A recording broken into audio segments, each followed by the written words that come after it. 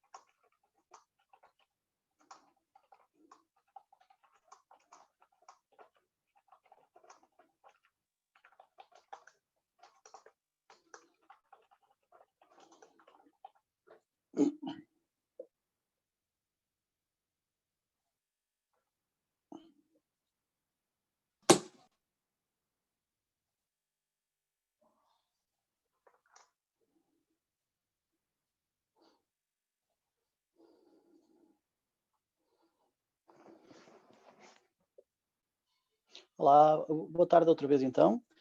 Vamos começar. Okay, so I will switch to English because that's the way we've been doing things so far. So this is class number 3. Welcome to all of you. Today we are going to talk about PLCs. What are the PLCs? These type of equipments, which are the core of the automation in the industry. And we will discuss how PLCs are programmed. We will study a little bit one of the languages, the ladder. You've come in touch with it already. And we will also try to have time to discuss a formalism to design or to structure programs, which is called graph set. So these are the 3 main topics I would like to cover. Usually I have more time than I have with you to cover these topics. So the first one, the discussion of the PLCs, I will move very fast there to try to get some time for the remaining 2. But those are just curiosities. I mean, it's not general culture, but automation culture. When did this start? The industrial automation, this kind of stuff. So I think it's better that you can read it on your own instead of me just reading the slides so that you can hear me. I don't think that's the most important part. So the first slides, by the way, I will show you. So you already have Aula 3, and this is the PDF I'm talking about for this class. As you can see, it's very large. It has 112 pages, okay, slides. But as I said, the first, I don't know, until we get to the ladders, I'm going to move very fast until we get to the ladder diagrams. I don't know now exactly what's the slide number for that one. But next week we have an exam. The exam will be, you have to attend in person, so it's not virtual. You have to be at the university on Friday, the 6th of November at 14 hours. So it's at the time of this class, but so finally we are going to meet each other in person. And so this exam, I will try to cover everything we've discussed so far, and I will adjust based on what we can learn today, okay? But it will be something like the exercises we've been doing. So try to simplify some logical function, try to go from a logical function to a circuit, try to simplify a logical function using Carnot maps. That's the kind of thing that you should expect. The exam will be, excuse me, the exam will be not virtual, so you have to be there, but it's going to be online. You have to do the exam in a computer. So be sure that you bring your computer, and if you cannot bring your computer, you have to warn me in advance so I can try to find some computer for you. I hope everyone has a computer nowadays. That's normal. You can also use a tablet or something. So we will use Moodle. You just log into Moodle. I can show you. Moodle. And now you go here, SAI. And I'm not sure. Do you already see this in your own Moodle? I can see it because I created it. I'm not sure you can see it. I think you can, but it should be locked. So you probably can only start on the 6th of November at 14 hours. But it's already there. So you log in here and you start doing it. But you have to be there in person. You cannot do the test from outside the university. If you do it, you will not have a grade, okay? Any questions? No? So I already have a class for this, a room where we will do the exam. I'm not sure which is the room, so I will send an email for using e-learning so that you know exactly where we are going to have this exam. Okay, before we jump into the PDF, the big PDF we're going to study today, I would like to follow through on the task that you were supposed to do from last week's class, which was to do a X to 7 segment decoder, right? I mean, implement one in a PLC program. Anyone had any time to work on this? Do you have some results? Oh, teacher, I did it, and I think everything's okay. But then I had a problem with Tia Portal because I wanted to put like a button so I can activate the beats from the HMI, but I wasn't able to do that. I lost the connection for a little while, and I couldn't understand because of that. So Okay. what was the problem again? Tell me. The problem is that I tried to put some buttons in the simulation so I can activate the beats, not from the PLC simulator, but from the HMI. I don't know if you're understanding, but Yes, I wasn't able to do that. I don't know why buttons are not working. Okay, so I think I know. Martin, you are being cut. You are often cut, so I cannot hear everything you say. But okay, by the way, can everyone hear me well? I'm not being cut, am I? My audio. No. Yes. Okay. It's okay. Yes. Yes, It's okay, okay. or yes, bad? For me, it's okay. Okay. For me, it's You know, good too. I had a friend which was a researcher with me. He was Iranian, and I always would ask him every morning. I worked in the same office as he did, and every morning I would ask him, "Do you mind if I open the windows?" And he would always say yes. And what I understood was yes, I mind, not yes, you can open. So we always had this problem that we just had now. Concerning Martin's question, let me try to answer. I think I can answer that one. I'm guessing, Martin, but I'm almost sure that's the problem. You know, this example was done by If you want, 120 students. Yeah. if you want, I can share my screen so you can see what's the problem. Oh, I have the same problem as Martin. yeah, I think I know what it is. If it's not, then you will tell me. Okay, Martin. Let me try Okay, to explain fast.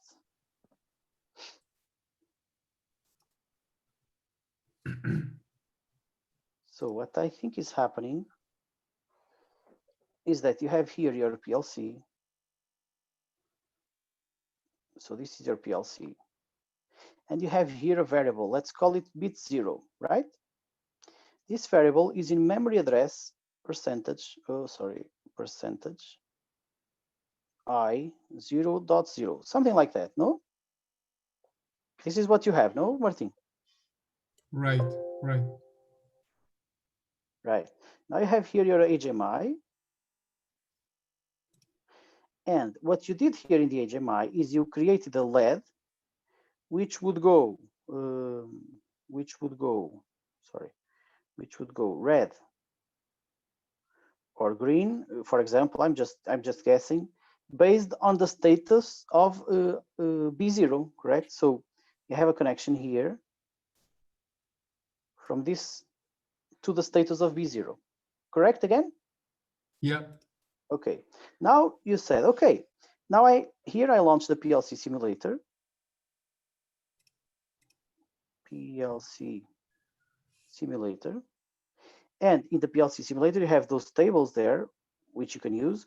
And in one of the lines of this table, you have B0. And PLC simulator is running, so let's do it like this. So it's running, and you can actually click the checkbox to say turn on B0, or click again to say turn off B0, right? Yep. So right. That's what you were saying. You can control the status of B0 using the PLC simulator. That's fine. Now, next step would be, let's create a button here, which does not monitor the status of B0. So to monitor is to gauge information about the status and show it. It actually controls it. So to control the status of something is to impose the value of that something. So here you have a button which is called turn on B0, right? And you go to the events, blah, blah, blah, and you say, okay, when I click this button, I will put B0, so I will put B0 equals to 1. Am I guessing correctly once again? Exactly, that's what I wanted. Okay, so now you put everything working, and what happens? When you touch the status of B0 using this interface, you can actually see B0 changing from red to green there. So this path, the orange path works great, correct? Yes. Okay, but when you try to do this, which is to press here and then change the status of B0 and then see B0 on or off based on whether you press the button or not, this doesn't work. So the magenta doesn't work, right? It's not exactly that, more than less. What's the difference? The problem is we have that figure that changes the color when the bit is 1 or 0, and then we have the rectangles for the numbers. Okay. So the one that this circle that changes the color, that turns on because I have gray when it's 0 and green when it's 1. So when I set the button, so when you press the button, it works? He turns green but then the number is supposed to change, and it does not change, and then in PLC sim it doesn't change. Okay, so now I don't know what the problem is. I thought the problem was this one that I described, because that's what many people had in the other course that I teach. But maybe anyways, you can explain it, and maybe. okay, perhaps Teacher, it's sorry. related. That's what you're saying. I guess he's talking about the exits of the PLC, the S1, S2, S3, not That's about not an the exit. button. That's an internal memory, because, for example, let's call it S2 was stored. It should be, at least I stored it in, for example, M20.0. Oh yeah, right. I used the exits, but yeah, it should have been memories. Yeah, my Yeah, bad. it's But internal memories. okay. But the problem, so I will try to explain what would happen if you would try to do this. It didn't work, so the magenta way didn't work, because this is an input. So because this is an input, it means that the PLC simulation is constantly updating the status of B0 using the electric voltage that is on the terminal I0.0. So that's what an input does. It stores information about the outside world into a variable. So it doesn't make sense for you to write on this memory space, because it's going to be overwritten immediately afterwards. So what's happening is that the PLC is saying, so with the PLC, it's actually reading a real voltage. With the PLC simulator, what's happening is that it's reading the value of this check. So it's saying, oh, it's this is not activated. So let's set B0 to 0. Okay. And it's doing this at more or less 10 hertz or 50 hertz or something. So it will do this, then it will do this again, B0 to then it will do this again. When you press this button, I'm going to use another color. So when you actually press this button, you are going to put B0 to 1. So you do something like this, set B0 to 1. But the problem is that immediately afterwards, I know 0.1 seconds afterwards or something, the PLC simulator will overwrite this instruction, because it will again set it to 0. Okay. Yeah. Okay.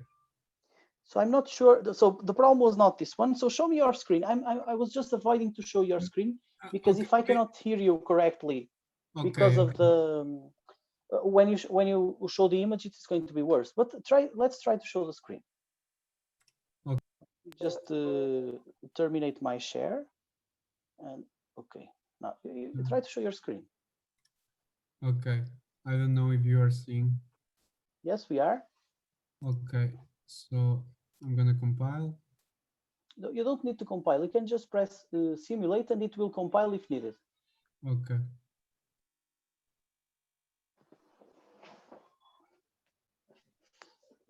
I was just thinking. Ah, there you have set B3. That's the. Yeah, that's what I want to. Okay. Right. Okay, so yeah, like this. So if I change here in PLC, Yes. You should compress this part, so you can press that button there. Exactly. He doesn't the let button, me. yeah, this one. With this one. Okay. Now this part doesn't have. Oh, just a moment. This part doesn't have to be so large, so you can actually put it. Okay. Same for display format. Okay. Now we can see the variables and the status. That's what we want. Right. So if I change it here in PLC simulation, it works. It turns green. So that's just a moment, Martin. So you actually clicked here. It set B3 to 1. Exactly. And then it showed green there. So this connection is working. Exactly. Yeah, and the number changed. The red ones change. The number changed to 8. The number at the right. The S. S1, S2, S3, S4. I know. Yeah, right. Yeah. They are working. Everything is working. I'm not sure if this is working, because this is not a number, is it? You're doing the X decoder, so this is C. Okay. Okay, yeah, you're right. It's working. C. Yeah, exactly. C. Okay. Now, so what is not working? The problem is when I use this one he turns green. I don't know if you can see. He turns green Okay. just for a little bit, but nothing else happened. So I should play Euro Millions because I guessed exactly what was happening with you.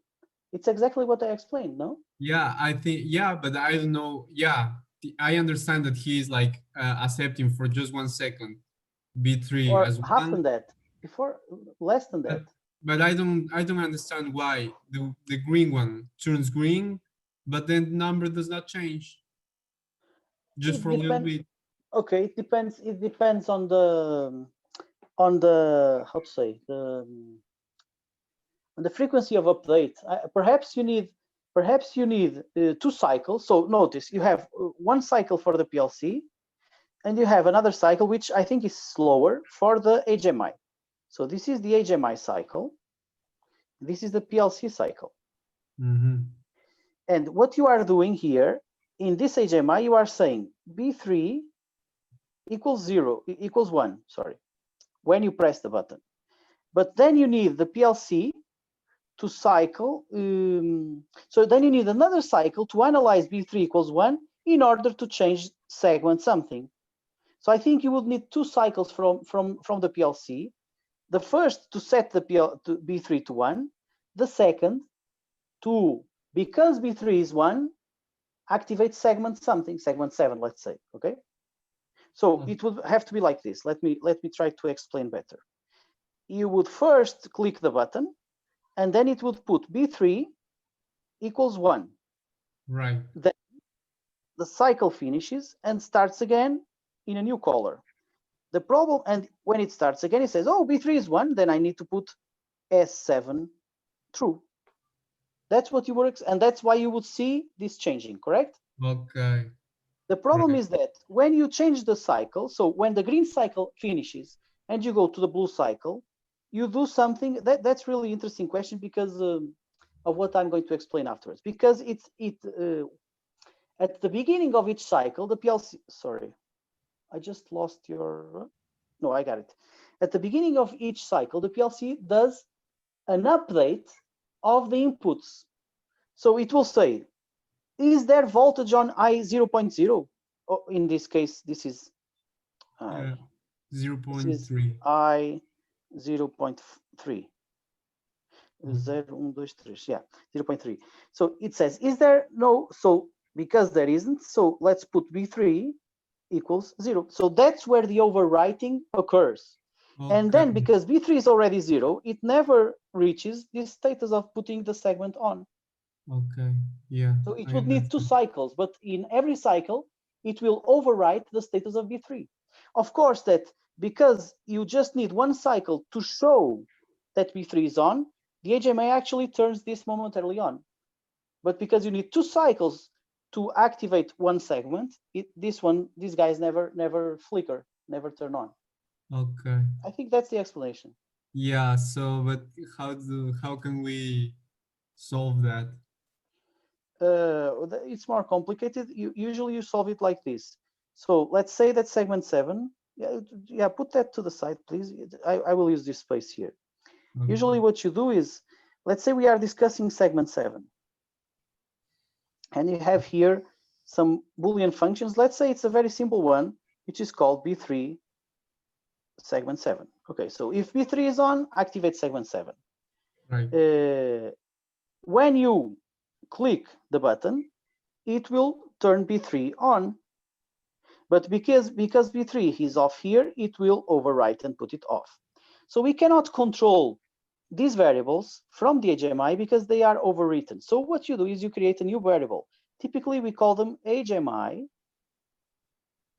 B3.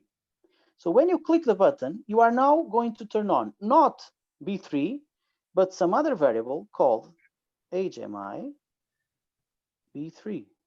And when this is on, you can actually turn on S7. So you do a parallel branch, Okay. which can also activate the output. And this Okay. parallel branch is controlled by the variables controlled by the HMI. Okay. I understand that. So, in other words, we have to do double work. because we have Yeah, to set some. We have to set 4 more variables. in this case, yeah. Okay. Yeah. Okay, and so I will try then. Well, we will study this kind of stuff. Not we, you with the other professor. You will take a look at this kind of ways of doing things. But creating 4 variables is nothing. I mean, programs may have thousands of variables, so that's not the problem is not enlarging a program. So the size does not matter. What matters is the complexity. So if something is very big but very simple, that's not a problem. The problem is if something is very you don't care about the size, but if it's very complicated and intricate. And what we had before was intricate, because just take the fact that I took 10 minutes to explain to you what was happening. So it was an intricate problem, a complex problem. And you don't want programs that do complex stuff, because then you get lost. You don't know what's happening and you have some bugs and so on. This is straightforward and simple.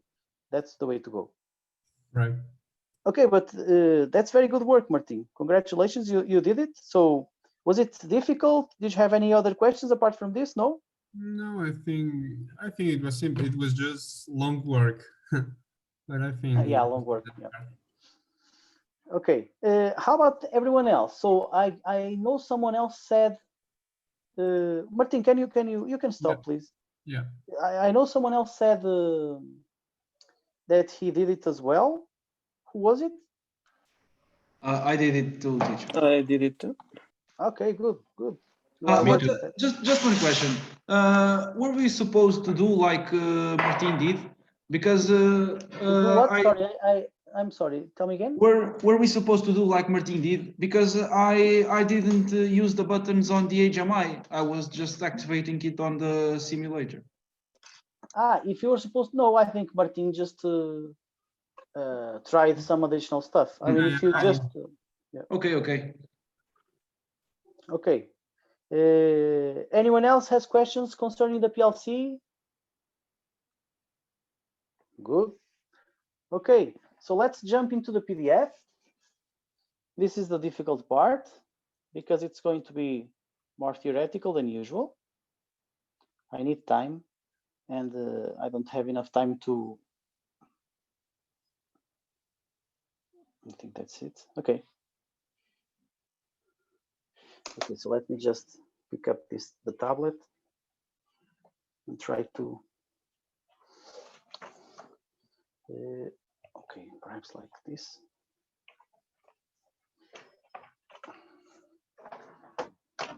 Okay, so we are going to study automóveis programáveis are the PLCs. So PLC from programmable logic controller. And these devices are very, as I said, popular in the industry. They've been the backbone of automation for decades now. And the PLCs are no more than just computers, but special computers. We will see how and why. So what does an automation and control system do? It has a process, any kind of process. So something that you need to monitor and control. And you have the actuation. So when you influence something on the real world, on the outside world, outside of the PLC, you are actually actuating over the process, and then you can manage. You can monitor or acquire information about the process, and this is the entry, the input part. So you have inputs, some logic for control and command. So if this input is something, do something else, and then you have the actuation. Okay, so this is the core of the PLC. Receive some inputs, do some math or logic based on the inputs, and then decide what to do and do it. Give me just 1 second, please, because someone here is just 1 second. Where is my? I don't know. Okay. Okay, so a PLC is a device which is designed or was designed initially to compute logical functions, and these logical functions before PLCs existed were done by combinations of relays. So you could combine relays in order to have some kind of a logic. So the CPUs, when they appeared, they had a big impact in the industry. So the controller has a microprocessor there. It's just like a computer, and it has a set of instructions, so a program stored in memory, which are able to do arithmetic, logic, and so on and so forth. I will not go into the history, so then we can you can take a look. This is the part where I don't want to spend too much time, otherwise we will not have enough time. So you can take a look at the history and why they appeared. Again, this was the initial the way things were done before the PLCs appeared, with using relays. And the big advantages of the PLCs are that they have good overall robustness, so they are very robust. They operate in cycles, so they can have fast responses to changes in the environment. So they read something and they can operate immediately. They have a short, here it says low cost, but PLCs are expensive. But of course, for the industry, that's not so much. And so the first key component is that they were very robust. That's something the industry always values. They want things that don't break. And the second one was that it was very easy to program the PLCs, because they came up with a language called ladder, which was very similar. It was a programming language that was very similar to what the electricians had to do when they were doing those circuits of relays combined together. So the PLC is very close to the machines. So you have the MES, the enterprise, managing systems, and all this kind of high-level stuff. And then you have the PLCs on the lower end, close to the machines, close to the cells, the automated cells. The PLCs have a CPU, so a computer, a processor. Then they have some memory. They can have memory and programmed memory. So one thing is to have memory in which you store the program. So this is programmed memory. And then you have memory in which you store the status of the variables of that program. And that's the memory there. Then you have input and output. Okay. Of course, the input and output interfaces with the process, as you can see here. So here you have the process, and the input output is interfacing with it. And then, how do you program the PLC? You have a PC in which you create a program, and you can communicate with the PLC through some console or something. But what you do is you build your program in the PC, and then you download it to the PLC. Okay, so that the PLC will store the program here in the programmed memory, and then when it starts running, it will start executing the program in cycles. Okay, so as I said, we have several components. I've discussed them already. No need to go through them again. What else can I say? Yeah, this is again the same thing. You just have to keep in mind that you have inputs, then you do some execution, some logic based on the inputs, and that will lead to some desired outputs, some commands. Okay, more of the same. These are just several viewpoints of the same of the architecture of a PLC, just several ways of saying the same thing. And I wanted to show you here something else, which is not this part. Where is it? Okay, this one. This is the important part. You saw now from my answer to Martin that the PLC is scanning each line of code in the program that you've sent to the PLC, executing that line, and then when it finishes the last line, it will start on the first line again. So you can think of it like this. So we have 0 here. 0 is an initialization. Where is 0? Okay, this one. So the first time the PLC is turned on, it will start by doing the initialization. Here you can do whatever. You can clear the memory, you can clean the state of the stored variables, or whatever. But these are the initialization routines. Then you will start to do number 1. This is strange because it goes counterclockwise, but you go to number 1. And here what you do is you do some testing just to make sure everything is okay. So this is just internal stuff for testing. Then you go to number 2, which is reading inputs. So this is read inputs. Then you go to the logic. So this is executing the program. Executing the program that you just sent. Of course, to execute the program, you need the status of the updated status of the inputs. That's why you read those first. And this is number 3. And then after you execute the program, so you resolve the logic, and then in the end, you actuate the outputs. So this is turn on or off the outputs based on the logic.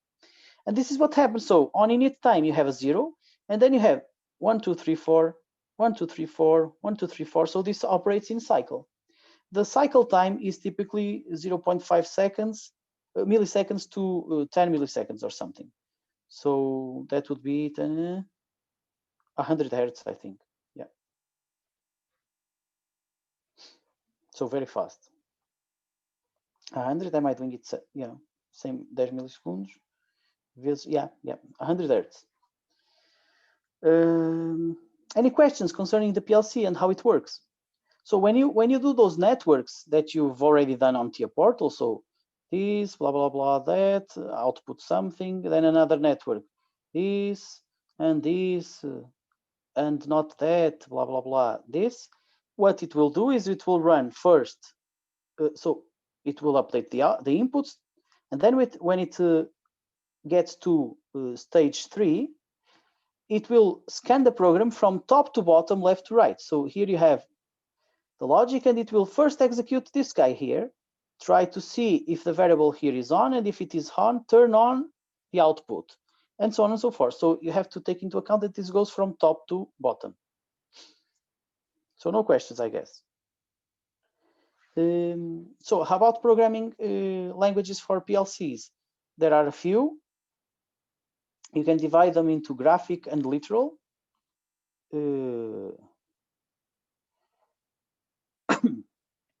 So graphical languages are languages which use symbols, graphical symbols, which are combined in order to build a program. Literal are those where you type, like Python or C, in which you type your own program. It's text. We are going to study one of these languages, which is GraphSet. This is a language / a standard for devising for devising programs. Okay, here you have some examples. This is the one we know, ladder diagram, and then you have several other possibilities. We are just going to study ladder diagrams in this course.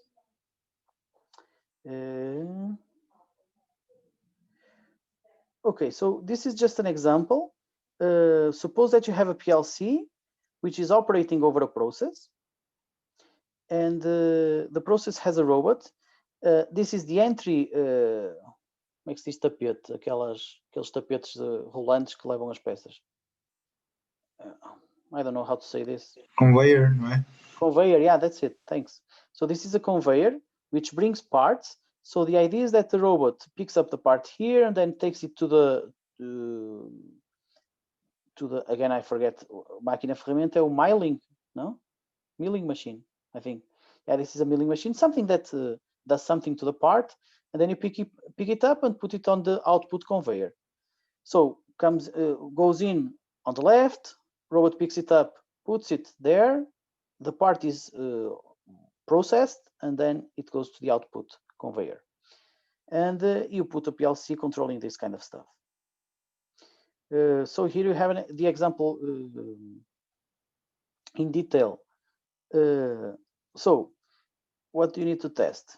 You have to test if the start is pressed, because you want to have a start here. Then you want to say, is the milling machine free? So if the milling machine free, and if the squeezing, if the tightening mechanism is open, so you have, suppose here that you have some clamps that you can use to secure the part. These have to be open, so they have to be like this, open, in order for you to be able to put a part there. So this is this one. And then you have to check that the door is open. So suppose that you have a door here, which also must be open. And then you have to check whether or not you have a new part on the input conveyor. So you can have some sensors here that will tell you there is a new part there.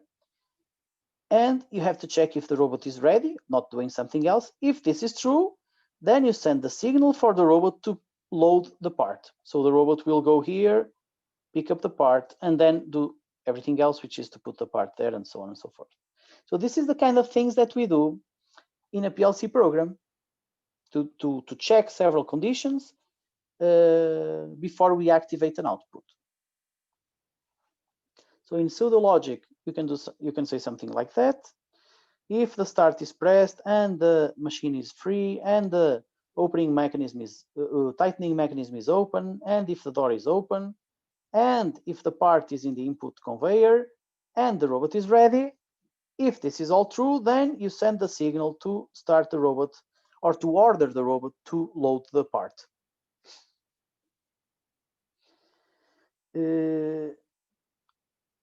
So ladder diagram was derived from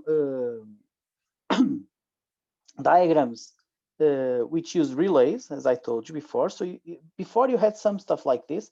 You still do when you are interested in very secure circuits, but less and less you have this kind of stuff. These are consistently being replaced by PLCs, and you replace these parts by programs. These circuits are replaced by programs. So a ladder program consists of n networks, so you can have multiple networks. Each network should have an output, one or more, but typically just one, and a set of conditions that will operate in conjunction to activate or not that output. This is a typical network of a PLC program, of a ladder program. Of course, now PLCs have evolved since the 60s and the 70s. They have evolved a lot, and they have other types of operations. But basically, well, in classic terms, so when they started and still today, the largest functionality they have is to operate over Boolean variables. So these are all Boolean variables, and that's why we've been studying Boolean algebra, okay? Because these are all conditions to assess whether or not the variables are true or false, and then to set one other variable to true or false. And as I've said before, I think you all have a good feeling of how this works, but you have to imagine, this is how I see it. You have to imagine there is energy on the left-hand side, and then the energy tries to flow from the left to the right. If somehow it reaches the output, that means the output will be turned on or off based on the symbol here. And it will be able to jump through or go through these contacts if the variables identified in the context, for example, B1, are on or off, again, based on the appearance of the context. We will get there in a moment. So the outputs there, so when you say something like this, when you say something like this is a contact, also called coil. Coil comes from the relays. It's a component of the relay. And the contacts, which are some stuff like this, are the basic symbols of a ladder program, as I told you before.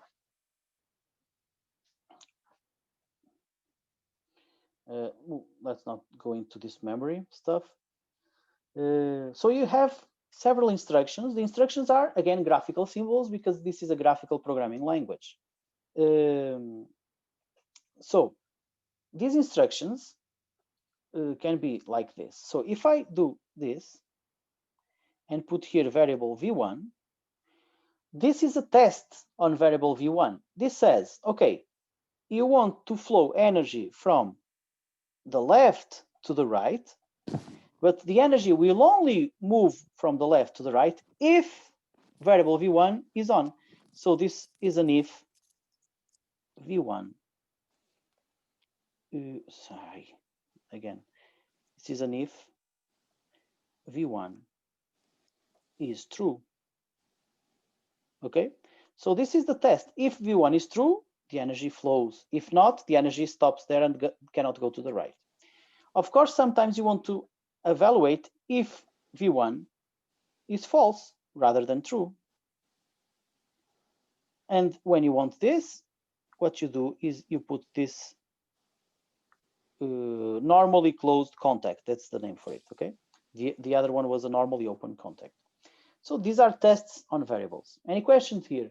I think this is very straightforward for you because, I mean, you've been doing programs with a PLC, so even though this was not perhaps, how to say, formally described, you already had a feeling of how it worked. Then you can have branches or starting of branches and ends of branches.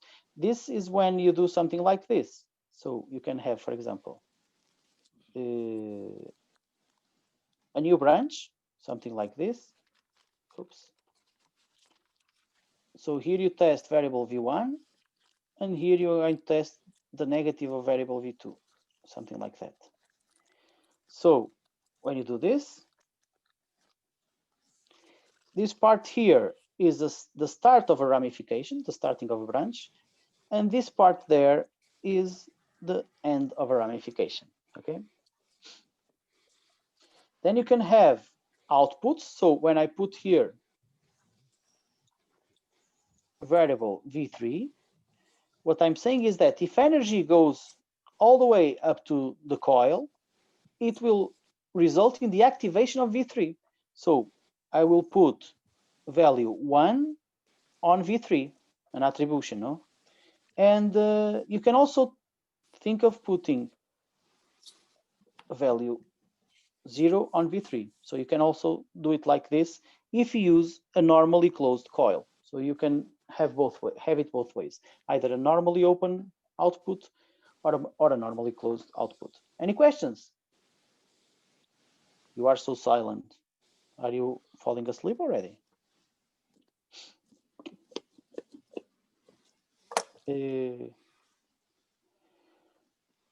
Okay, so I'm moving forward here.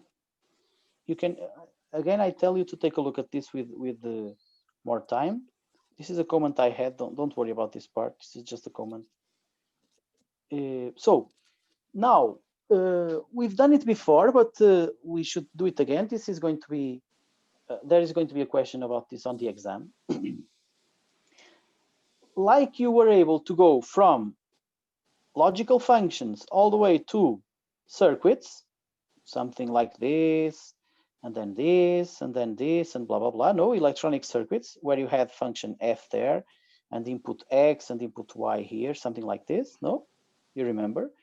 So what we were doing was we were going from the logical function to an electronic circuit. But as I told you now, the PLC programs were devised to replace logical circuits. And as a consequence, you can also go from the logical function to a ladder diagram. This is what you've done, those of you who did the eggs to 7-segment decoder. So these are the exercises we're going to do. We are going to do these conversions here. So, Analtino, are you there? Can you give me a hand? Let's see if Analtino is here. You are? So do you want to try to help me? Oi, tudo bem? Ok, bem obrigado. Então, tenta-me lá ajudar, Analtino. Let's try to do this Sim. Okay, so first let's start with the one on the top, okay? Ok, mais So if you fácil. want to go from the one on the top to a ladder diagram, so let's do this to ladder. Assim, How can you do it? So, nesse caso, seria só C aberto e X. e X, onde Não, é que está não, o X? o C seria como no princípio, professor. Ah. Assim? Seria isso, não? Não, é o Acho que contrário. sim. Esta função é o Ah, C ok, igual a... Não é? seria É o contrário. O C é a saída. o A So, aberto, P is o the C é a output. saída, ok. Okay. Então So P seria is A here. aberto, A normalmente aberto, e o AND seria uma... O AND agora não tenho certeza se seria aqui em baixo ou seria Ora, em pensa, se eu frente. puser assim, Sim, so if I do it like this, sim. if you want to flow energy from the left to the right, you're going to have, you have to have A turned on. Yes. And then you have to have B turned on, off, because you have the, and then you go there. So this is A and not B. Okay. This is not what you have here, you see? Okay. Here you have A or not B. I see. So now, yeah, so now makes sense that it's the other, no? Yes, yes. Must be in the bottom. Exactly. So you can see that ANDs, in the ladder diagram, ANDs are in sequence like this. So this is A and not B. And the ORs are in different branches. Because different branches, because the energy can go either here or there, wherever it goes, then it can go, it can reach the other side, okay? Yes. Okay, thanks, Analtino. Thanks. So who else? Who else is, let me check. Wait, I'm searching for my, Daniel Gadelho. Are you there? Yes. Okay, Daniel, can you help me with the second one? Okay. Let's try. First, we will put A, and on the bottom, we'll put not B. I will need space for this. Yes. Okay, then what? Then to the right of the A, we will put C. We will connect B to A. B to the, yes. Now on the right, we'll put not A. Then D. Then the output to Y. That's it. Okay, and this probably should be like this. Okay, that's it. Yes. Oh, teacher, okay, thanks. Just one question. In that case, can we simplify? Yes, you can. I'm not sure if you can. I didn't think about that, but you can. Typically, when in the exam, when I say put this in a ladder, I don't want you to simplify. I want you to do like Daniel did, to put it exactly like this. But of course, this expression could perhaps be simplified and would result in a different ladder that would have the same functional characteristics, like a simplified version of the logical function, no? So you could simplify, yes, but not for the exercise in the exam. I prefer you don't do it. Okay, so who else don't I know? Okay, Alan, are you there, Alan? I'm not sure I talked with you.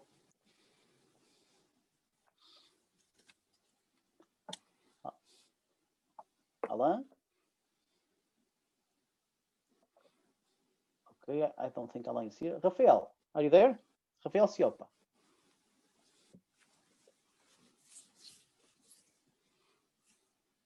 I am here. Okay, Rafael, good afternoon. Good afternoon. Can you try to help me to do the opposite, which is to go from this ladder diagram to a logical function? So we do C, Okay. So C. and open parentheses, A plus not B, A plus not B or A and not B? A and not B, Okay, okay. Okay. or not B and A, Yeah, keep going. and all of that, or D. It's not, you are thinking about this one? Yes, both the A not B and the B not A, both or with D, But not or, it's and, no? and Because yes. Okay, yes. okay, okay. Okay, like this. I'm not sure But this is, yeah, now we need this, no? Now we need, inside that one, inside the green one. or Yeah, like exactly. this, no? Exactly. Okay. And keep going, you are going well. Now we are missing this part, no? This one was already taken care of. Yes, exactly. And Be D. careful with the words. It's not, so and is a multiplication, or is, so are you going to use and or? It's or. I'm sorry, because in my head I just think plus, but I want to be professional. You think what? Sorry. I just think plus. Plus. Or multiplication, but I need to use the proper words.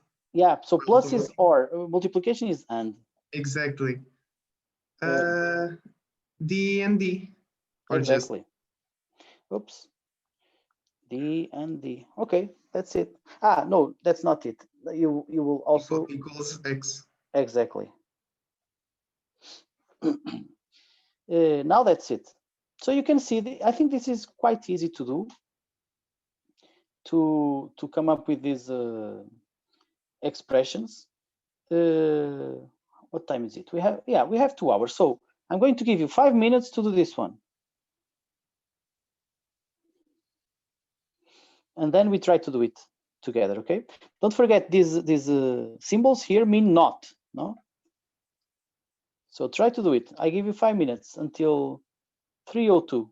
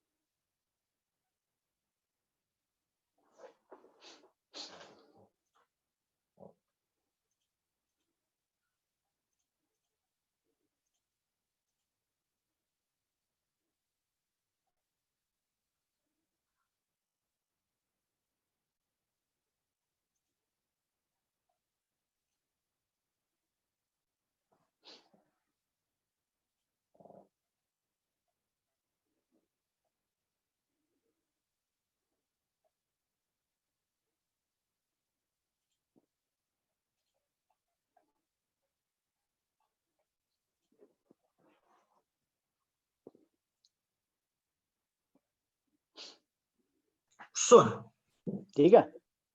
Eu devido a atrasos relativos a meios de transporte, cheguei basicamente agora à aula. Nós até agora só tivemos a falar dos fundamentos da linguagem ladder, certo? Falamos um bocadinho dos autómatos, dos PLCs. Veja, já está no e-learning na aula 3, Já, o já PDF.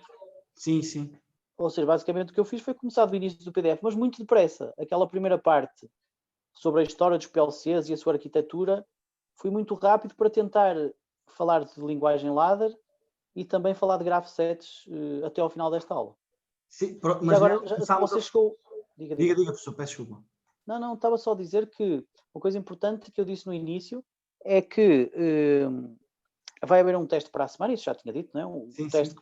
que vos vai dar a nota deste módulo parte teórica, e esse teste é presencial. Eu vou-vos mandar a sala depois, é presencial, mas com computador, ou seja, vocês têm que levar o vosso computador para fazer o teste.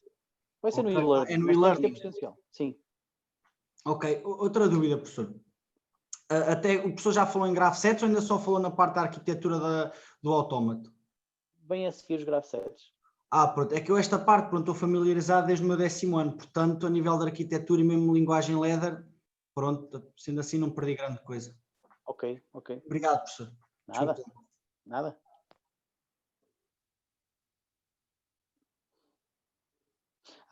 Era o Francisco? Não sei quem era. Que eu não consegui Era ver eu, aqui o professor, nome. era eu.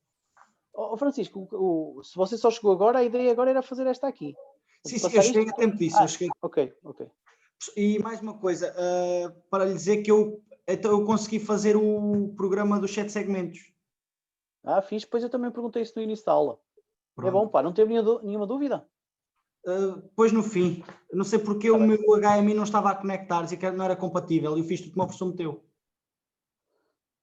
Ok, depois podemos ver, mas isso... Ok. Está bem, depois vemos. Certíssimo. Okay, so let's go back to the exercise. I didn't try to do it. I was here looking at the walls. I should have done it. So now I will need the help of someone. Anyone was able to do this? I could. Everyone? I could. I was a bit rust, but I did it. Okay. What do you mean, Rust? You have some previous experience then? No, I'm at work and not doing everything. Okay.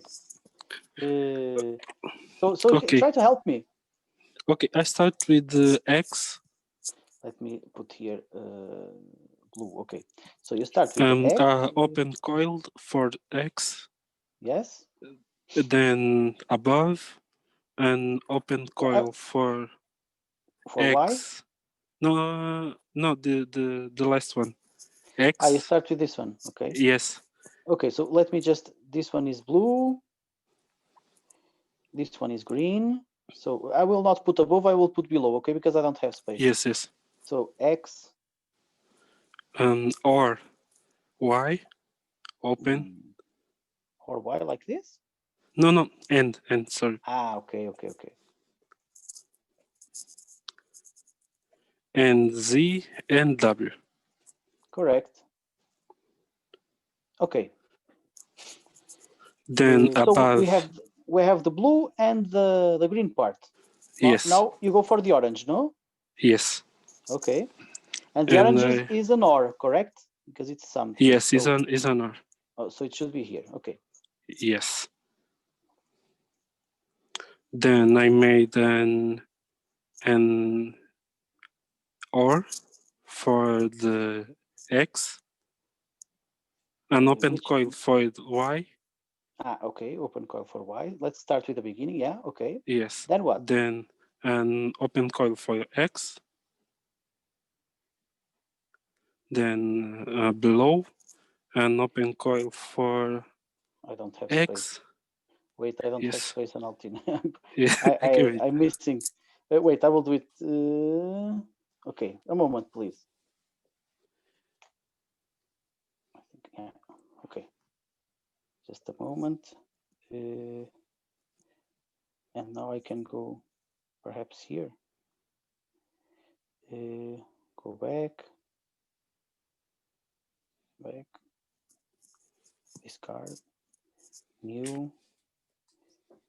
And include the image from gallery. This one. Okay. Okay, I think we can continue from here. Yes. So you were saying X, and now you are missing this part, no? Yes, yes. Okay, so just looking for the orange. Okay, and Altino, I'm ready. Continue, please. So X Yes. and no, or X and Y. It's not Y because you have Not Y. Yes, yes, not Y. And below, nesse caso seria when do an open coil for W. Okay, that's it. And a closed coil for X. Exactly. And an open coil for Z. Exactly. Okay. So 1, 2. And all these, the blue, the orange, and the green are all together with an OR, correct? With because an OR, they have yes. plus, exactly.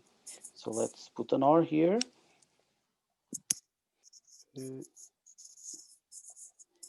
And this will result in F. Okay. Yes. Thanks, Analtino. Okay. Any questions? You are amazed by how pretty my drawings are, no? You are speechless. They look so nice, no? Okay, so let's go back to the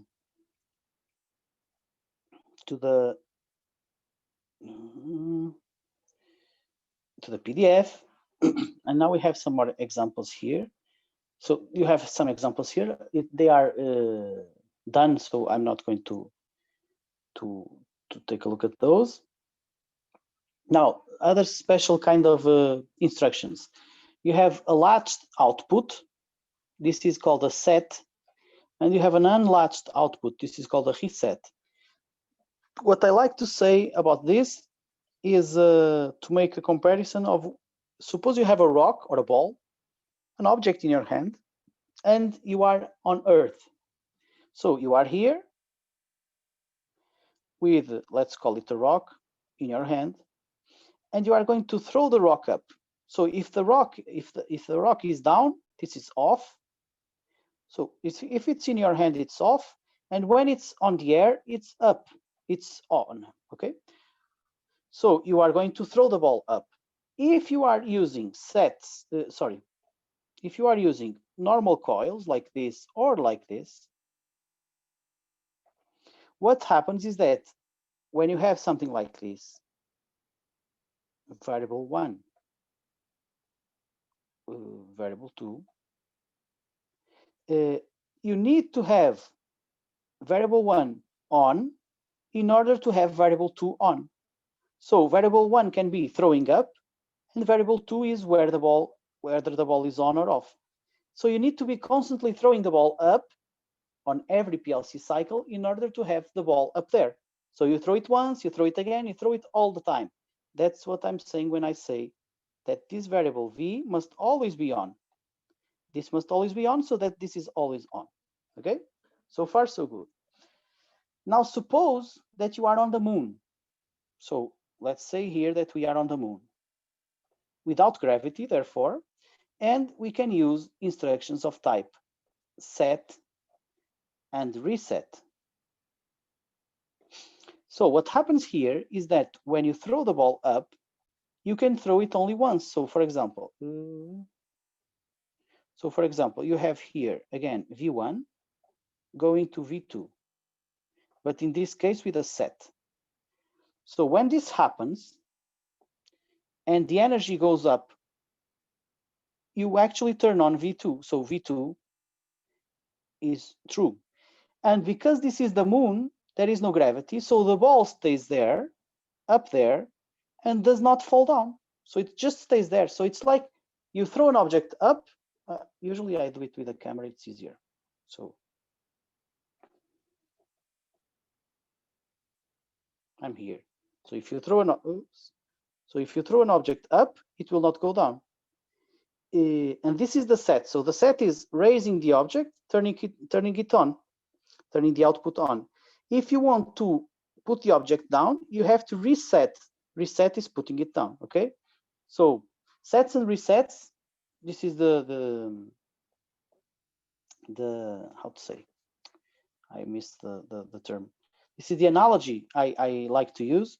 Is like throwing balls on the moon, and the other, the normal coils, is like doing it on Earth. So on Earth, if you throw an object up, if you don't hold it, that means have variable v1 on. If you take away variable v1, it will fall down. Okay. Okay.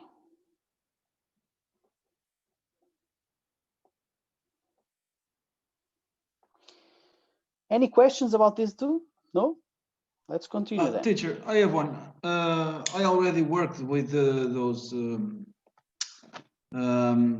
examples, you know, the set and reset, but I never saw it displayed like an L and a U. You know, you used L and U that is used on Siemens, or it's used on another programs.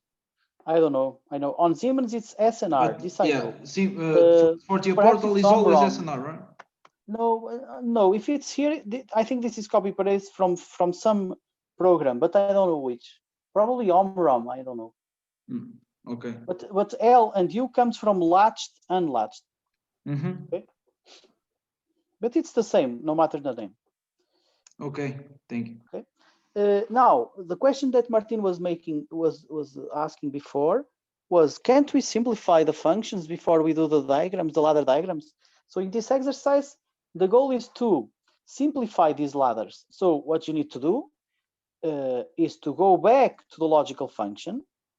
So you go from here to the function x equals blah, blah, blah. Then you simplify it. How do you simplify it? You choose, you can use Boolean algebra or Cardinal maps, and then you go back to a new simplified ladder, right? That's the goal of this exercise. Let me check the time. Yeah, we can do this one. So let's try to do this one.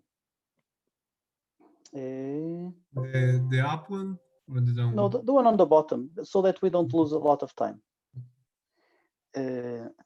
I mean, we could try to immediately simplify looking at the diagram because it's so simple, but let's follow through on the methodology that I've discussed because it will work for everything, okay? So let's copy paste this one.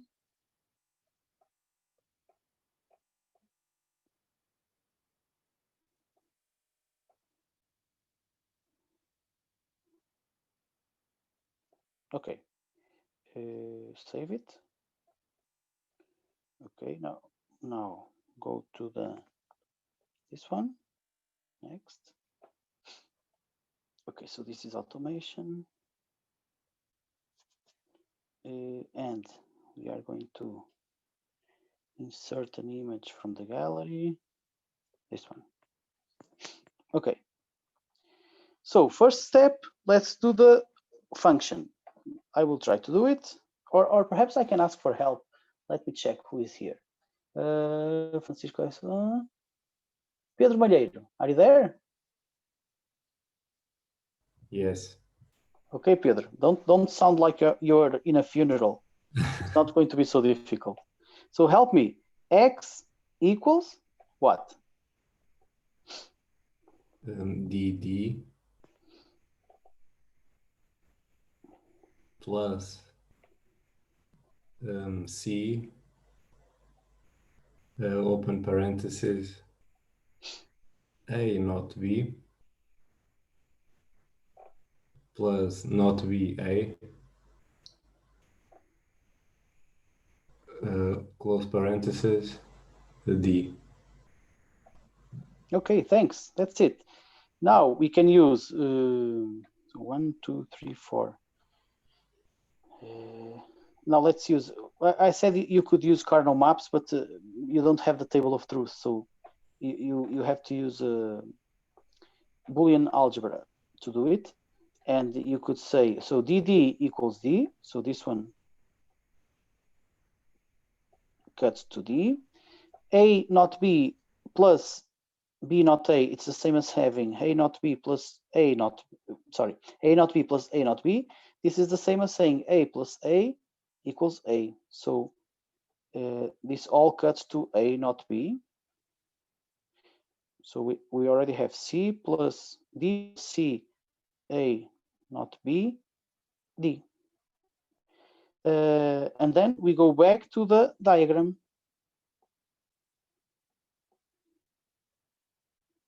Yeah, let's go here to the diagram. So diagram is D or C, A, oh, sorry, A,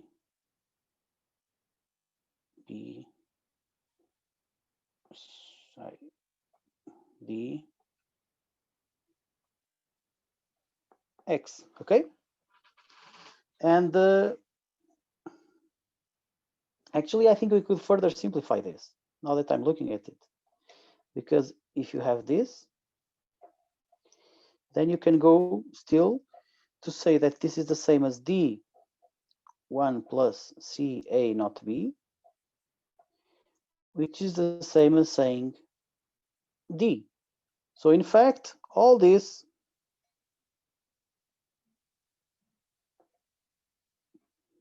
X. I didn't do a mistake, did I?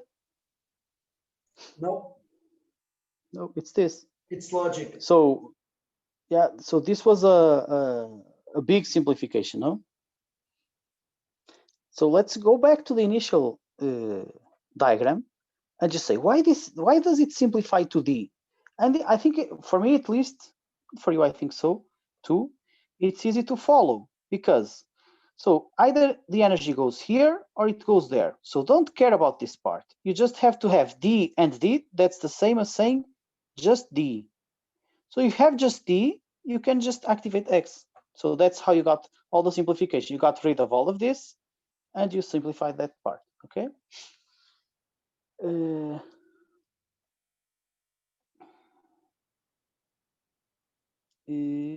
Teacher, one thing. Yeah, go ahead. We could only do that because we didn't have no D on the top. Exactly. Verification, right? Because yeah. It was not so easy like that. You could do it. You can go here, but you cannot simplify the logical function because there is a second path. But the second path, I don't know how it's simplified actually. The second path is because all of that is times D. So we have in all the ways. Yeah, exactly. So if exactly. So if you have D and you go here, so it activates X. But if you don't go down, you can go on the upper branch. But if you go on the upper branch, you need D to be on. So then you need D to be on and some other stuff. So this is D and some other stuff. This some other stuff is not important because if you have D on, then you go on the bottom branch anyway, so you don't care about the other stuff. So this is the part you cut. That's it, no? My explanation was not correct. Any questions now? Okay. I'm listening to a Windows computer. Please don't hurt my ears with Windows. Come on. You should all install Linux. So let's go to PDF. Then you can try to do the other exercise if you want. As I told you, later on we added they added additional instructions to make more functionalities in the ladder diagram, and these are the timing and counting instructions. Nowadays there are many others, but we study this too. T on is an instruction which delays the activation of an output. So suppose here that you have an input which is off and all of a sudden goes up. Then if this input is connected to a timer, to a T-on timer, you will have all this time before the variable, the output of the T-on is on. So it's like this. Suppose that you have here an X, and here you have a T-on, which outputs a Y.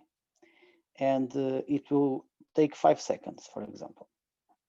So when X is on, X is the input condition. When X goes up here, it will let the energy flow all the way to the T-on. That means the T-on is activated. So if it's activated, it starts counting the time, the 5 seconds. So time is being counted, 5 seconds. And this part here is the 5 seconds. After 5 seconds, the timer turns on the output, which activates the output and turns on Y. So it goes and turns on. This should be the Y. Okay, makes sense? You also have a T-off, which operates in the inverse manner. So actually it will delay the lowering, so the setting to 0 of a variable. I think it's here afterwards. So this is T-on. This is T-on on Siemens. So this is what you use on the Siemens software, the TIA portal. T-off is the opposite, as I told you. So take a look again. So you have some variable X, let's call it X once again, which was on, and then it goes off. When it goes off,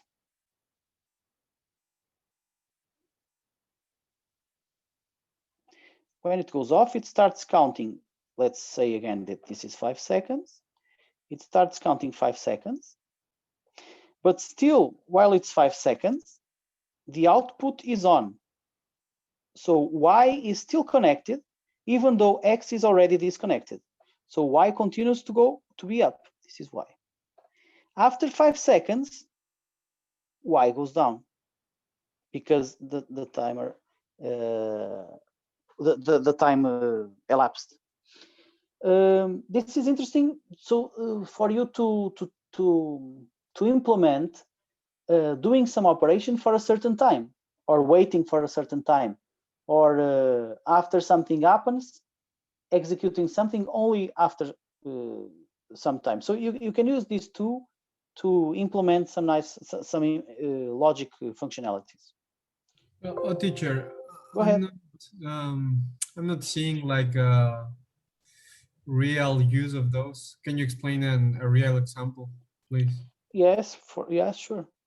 I can try to think of one.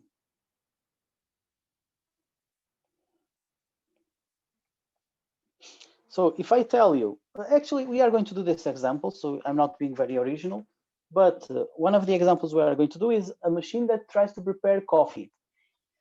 And so I'm going to give you a recipe for that machine to operate. I'm going to say, you have to pour coffee, and that will be an output called coffee. Coffee. For 5 seconds. And then you should start outputting something else for 2 seconds or something. But let's just think of the coffee. So what do you need to do? You have to be able to count the 5 seconds that you want to pour the coffee. So you could say something like that. If I'm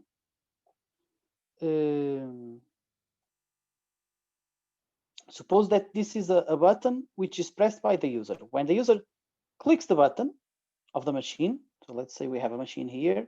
Don't worry about the cup, it's already there. So this is a very simple example. You have here something that pours the coffee. And so when the user clicks this button here, X, the coffee should be poured for 5 seconds. So the user will click, but will not leave the hand there for 5 seconds. So what should you do?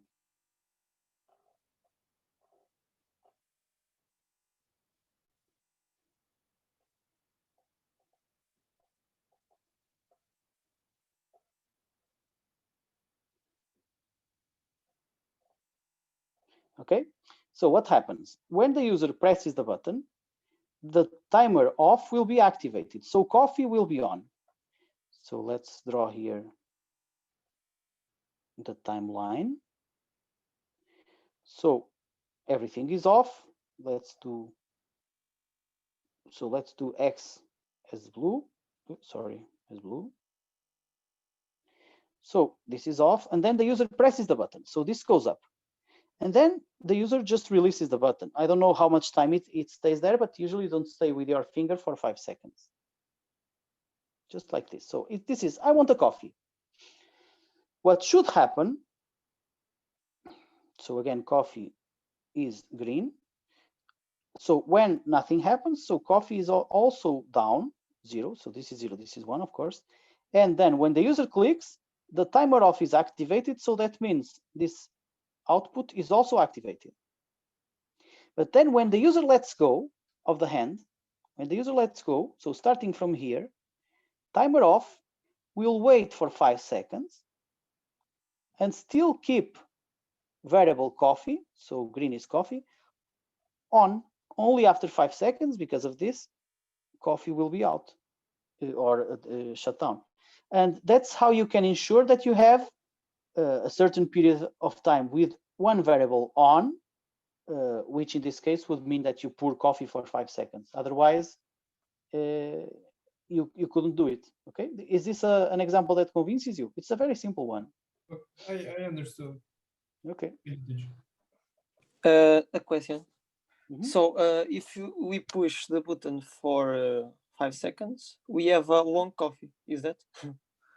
Yes, or you could ask a more difficult question. What if I push the button for 80 seconds? Then the coffee spills out of the machine, no? Yeah. So of course you will have to do something more, how to say, more complex. But that's a good question, because it helps me to explain a new thing, which is you can also have something like this. So X is the input that we were discussing, but now we're going to call this pulsed X.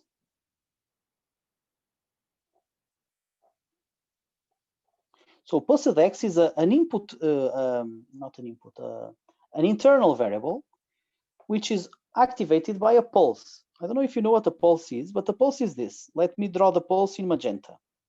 So pulse X, my goal is to replace this by pulse X. And pulse X is a variable which is activated when X is valid or true, but it's activated using a pulse. What is a pulse? It's something like this. So it is down, off, because X is off. Don't forget, X is blue. And then when X is on, it will go up because X is on, and then it will go immediately down. So the on time is only one PLC cycle. And this is what happens with pulse X, you see? So this is a pulse variable. You can use this also to create a single pulse from variables that are turned on. You don't know for how long. So you could do this and then put pulse X there to make sure that the timer is activated, but is not being fed for a long period of time. So you make sure that this part here was always tending to 0, no time there. And if you have no time there, the only thing you have are the 5 seconds that you really want. Makes sense? Yeah, thanks. Okay. I have a question. Go ahead. If we press again, we will reset the timer. The timer only resets if it stops being. Yes, yes, you will reset. If you press again, you will activate one. You will create a new pulse. If you create a new, so suppose that we are here, and now you press again. Sorry, undo. So pressing is blue. So now you press again. And now you press again. So you have a new pulse. So now if you have a new pulse, this is again is, wait, let me think. Yeah, so if you have a new pulse, what will happen is that the timer will reset. So instead of having the green count, you will have the orange count. So you will start from here to have another 5 seconds. Okay, that was your question, no, Pedro? Yes, thank you. Okay, so it resets, but of course now you will have to also protect against this. Otherwise, the user, if it's a nervous user, it will start clicking many times. But this is already a boring user, no? Those kind of users you feel like shooting instead of correcting the program. Go ahead. Teacher, I don't know if I'm thinking correctly or not, but I thought, for example, in this coffee machine, it should be like coffee is activated and then coffee should has and tea off to deactivate coffee. I couldn't understand, sorry. Please explain again. For example, when we press the button, we activate coffee. And then after that, we have another network saying coffee, tea off, 5 seconds, coffee. You are suggesting a new, different program. That's it, no? So Yeah, let's because do it here. in the example the teacher just explained, we are like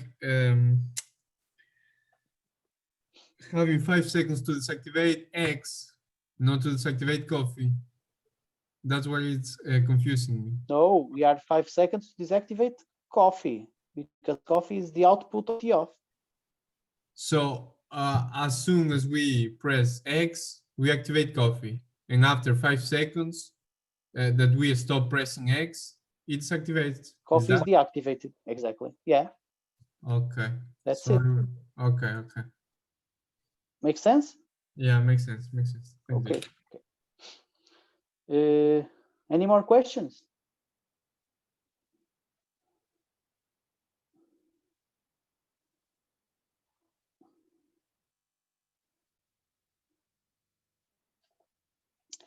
Moving on. What time is it? Okay. Then we have also some other types of instructions, which are the counters. So you can have a counter up and a counter down. So these are variables which will count, which will increment a variable. Take care of noticing that this variable that is incremented is not a Boolean variable anymore. It's a number, an integer typically. So that's how you count, for example, number of parts that go through a conveyor. You have a sensor, which is variable X. So when the sensor is on, what you do is you put it on a CTU, on a counter up, and you just increment variable number of parts. Okay, so whenever X is activated, you just increment the number of parts. Now you have to be careful because this counter, this CTU, can, if you turn on X and never release it again, it can start counting many times. So you could perhaps try to make this a pulse like before. If you put X pulse instead of X, then you would be sure that the counter only counts parts when there is a transition. So graphically speaking, you can think of it like this. Suppose, no, it's okay. Suppose that you have X like this. So X is red. Okay. And what you want is to count here +1 and here +1. So you want to count on the transitions. If you don't put the pulse, you can risk, I'm not sure what is the behavior of the count function of the CTU, but you could risk that you count here and also here and also here, okay? Just because it is always evaluating if X is true, and if it is, it will count up. So the way to avoid this is again to use a pulse. One way, there are many.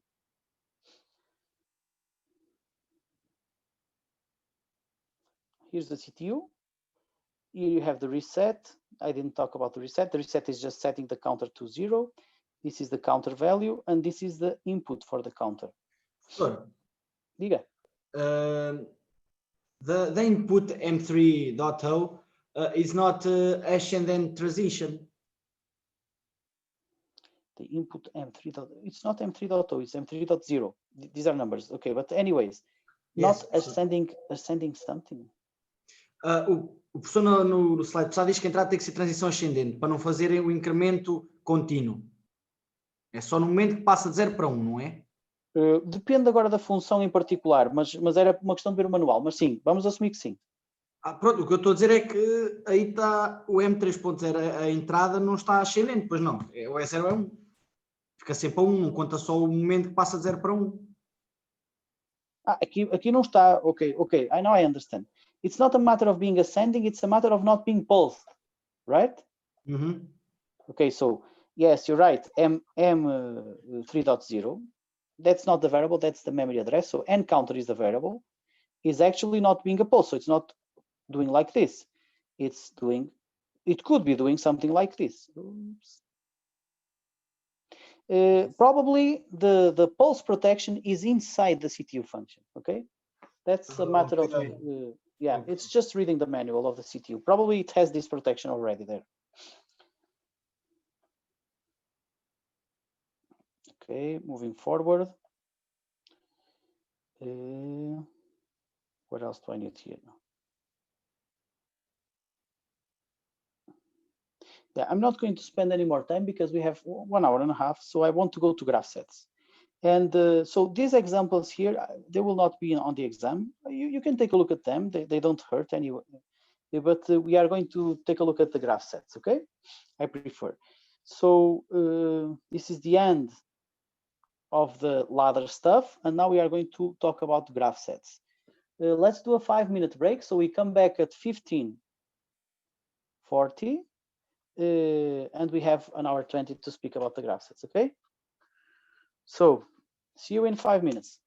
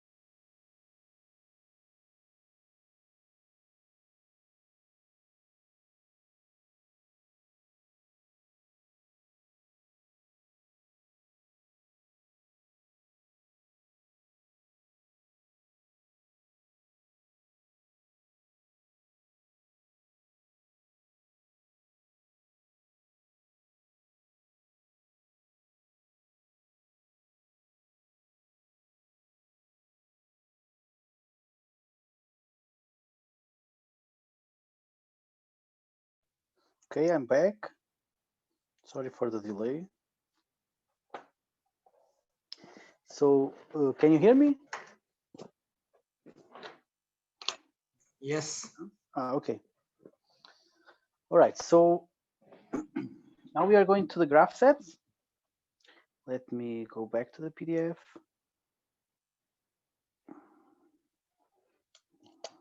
Where's the PDF? Here. PDF. So graph set is a programming language. It stands for graph of command of state transition. I mean, I think this was in French initially. So it's hard for me to translate in Portuguese.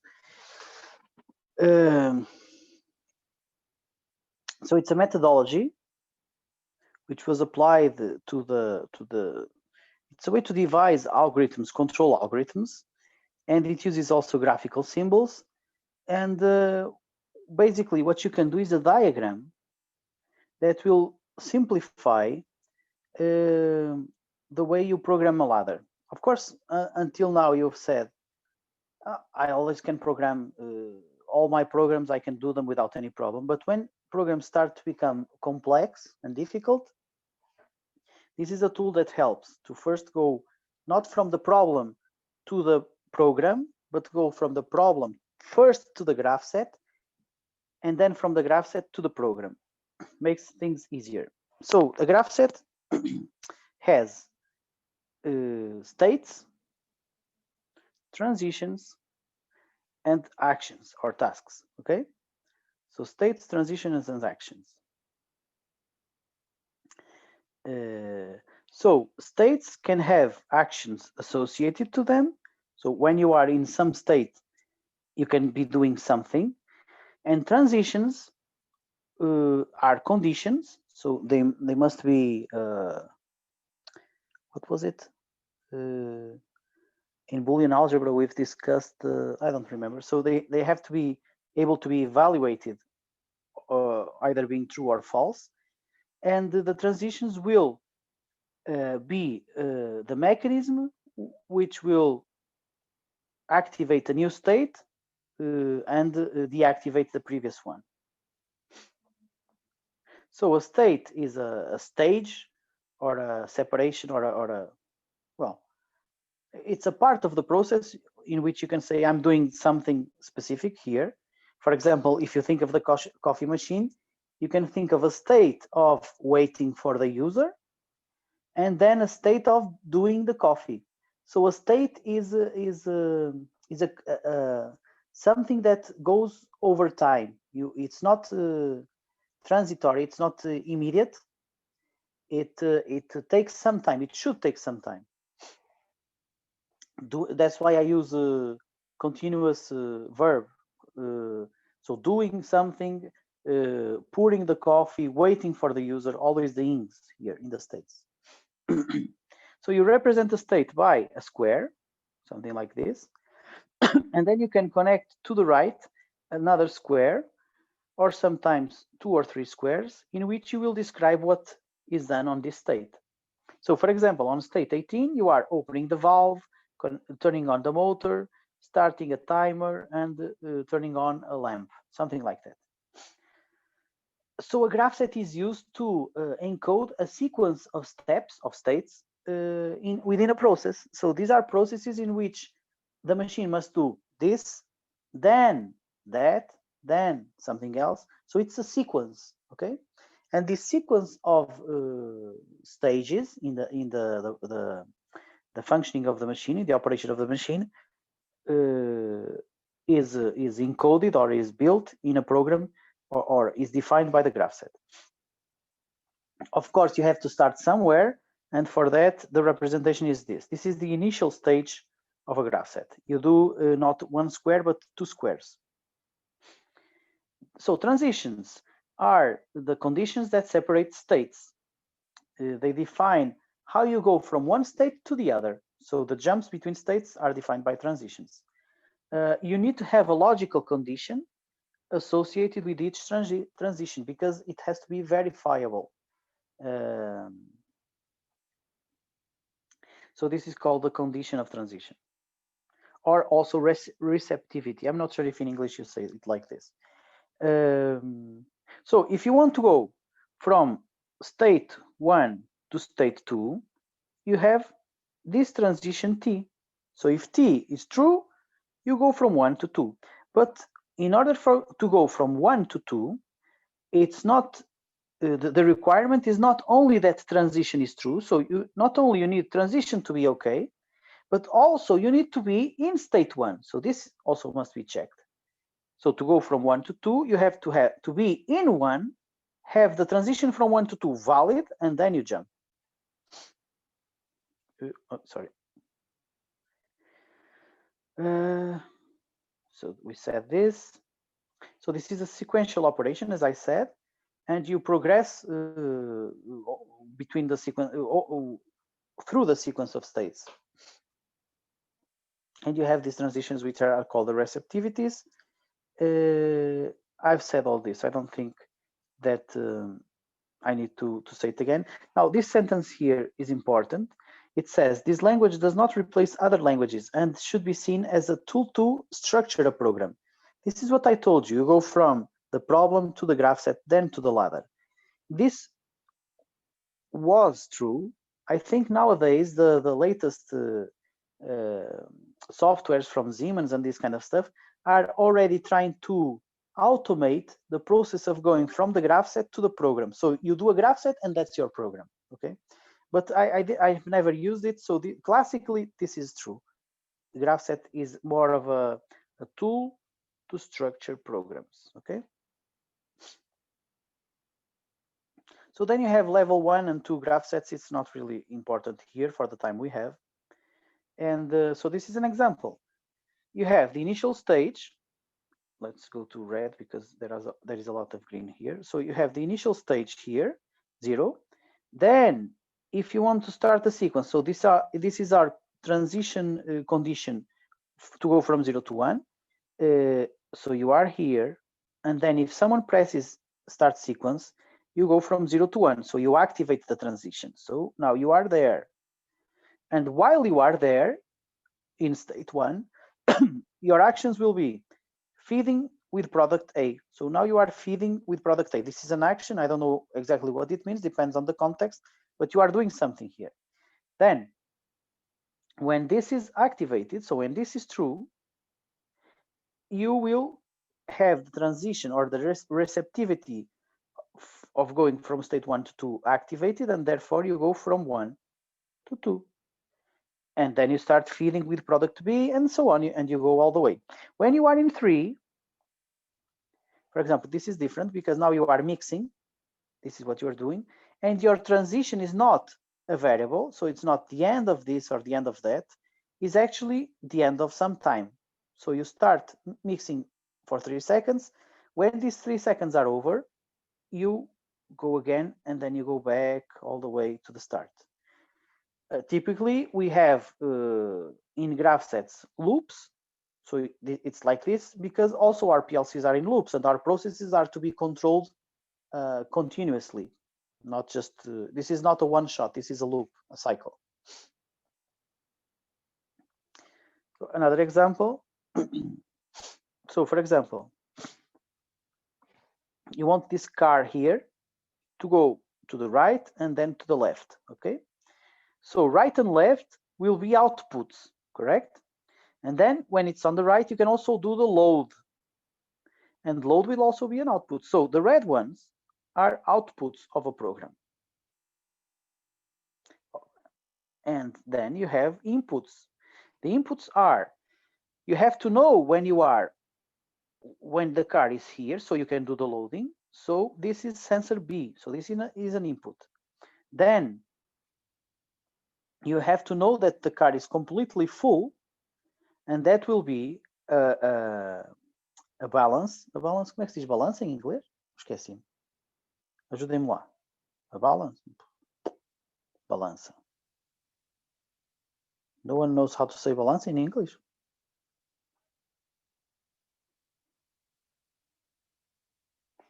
No. Okay, me neither. Okay, anyway, this measures the weight. So this says how many kilograms. So once it reaches some threshold, it will say, oh, it's full because it is weighing a lot. Another sensor. Then I think this one here will be used to start the system. So it will just say, I don't know exactly what this one does, but it will start the system. And then A serves the purpose of knowing that the cart is all the way to the left, okay? So what you want is something like this. Go to the right, wait, or instead of wait, load. Then after loading, go to the left, unload, and that's it. So here's the graph set. You start with state 1. Then when M is, this, you can think of M, for example, as a button. So when the user presses this button M, you transit from state 1 to state 2. So now you are in state 2. What happens on state 2? The car is moving to the right. So right action, right. Now the car goes to the right all the way. When do we know that the car is here? Because it reaches the right. So sensor B is activated. So when sensor B is activated, you go from state 2 to state 3. When you are in state 3, you are loading. So you load until the car is completely full and sensor P says the car is has too much weight or enough weight. And so when P is activated, you go from 3 to state 4, in which you move the car to the left until you reach all the way to the left sensor A. So very simple, straightforward example, okay? No questions here, do you? No. Now you can make things more complicated. You can do, sorry, you can do some convergences and divergences. So this is important. This will be in the exam. What's a convergence? Is when you want to do two actions, for example, in parallel at the same time. So for example, again, the coffee machine. Suppose that you have here coffee machine. You have the initial state 0, which will be waiting. I'm waiting. Now you want to go from here to the second state, which will be, for example, coffee. So this will be state 1. When someone presses the button, I don't remember what the button was. I think it was X. So when we press the button, it starts pouring coffee. And when it finishes, I don't know what finish means here, but when it finishes, typically it's the end of some time or something. Okay, so this is your graph set for the coffee machine from before. There was so now imagine that we want to have to put a coffee with milk. Now you could do something which would be first put the coffee, then the milk. Let's explore this example a bit more. So again, you have S0, which is wait for X press, for someone to press the X button. Then this is the initial state, by the way, so it stays like this. Then you have X pressed, and when X is pressed, you will have state 1, in which you will initialize a timer. So init timer T1 equals, I don't know, it was for 5 seconds, no? So for 5 seconds. And so you are putting, and besides that, you are also going to be pouring coffee. Pour coffee. I will need more space. This is not, okay. I think I can do it like this. Okay. No, I missed one. Okay, now here, now yes. So I pour coffee, and in the end, finish. No, in this case, finish is T1 is now bigger than 5 seconds. So after 5 seconds, everything is done, and I go back to waiting for the next user to press the button. Makes sense, no? Now, my question is, what if you want to do coffee with milk? What can you do? So the first option is that you can do something like this. After putting the coffee, you can create a new state, S2, in which you will initialize a new timer, T2 equals, let's say you want to put milk for 3 seconds.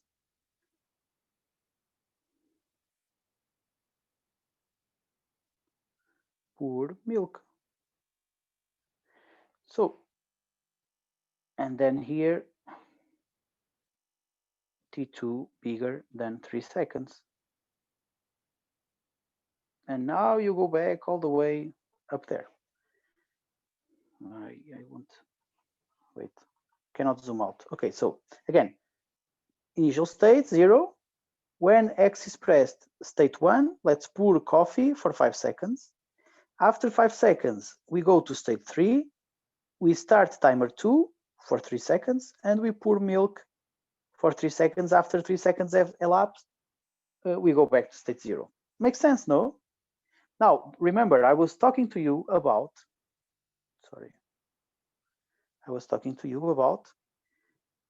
convergences and divergences. So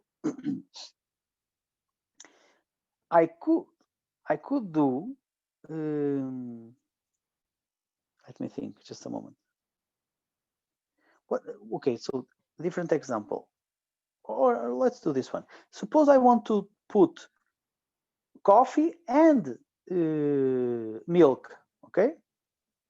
So I want to put coffee and milk at the same time, simultaneously, not separately, but simultaneously. Then I would have to use an AND divergence. Actually, first I will have a divergence, and then I will have a convergence. So first I have this, I diverge, I do this and this at the same time, and then I converge. So the one on the top is a divergency, and the one on the bottom is a convergency. And these two actions are done simultaneously, both at the same time. So I can go, not here, sorry, here. And if I want to adapt my graph set to do these two things at the same time, I would have to do something like this.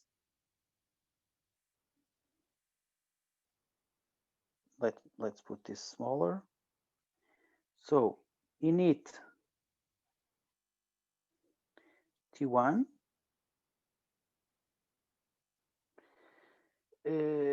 equals 5 seconds. And now I want to do the same. So now I call this S1A, and I'm going to call this, sorry, here, S1B.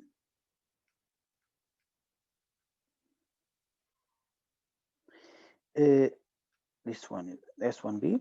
And in S1B, I'm going to, let's also start T2 for 3 seconds. And we are here, we pour coffee. Here we pour milk. And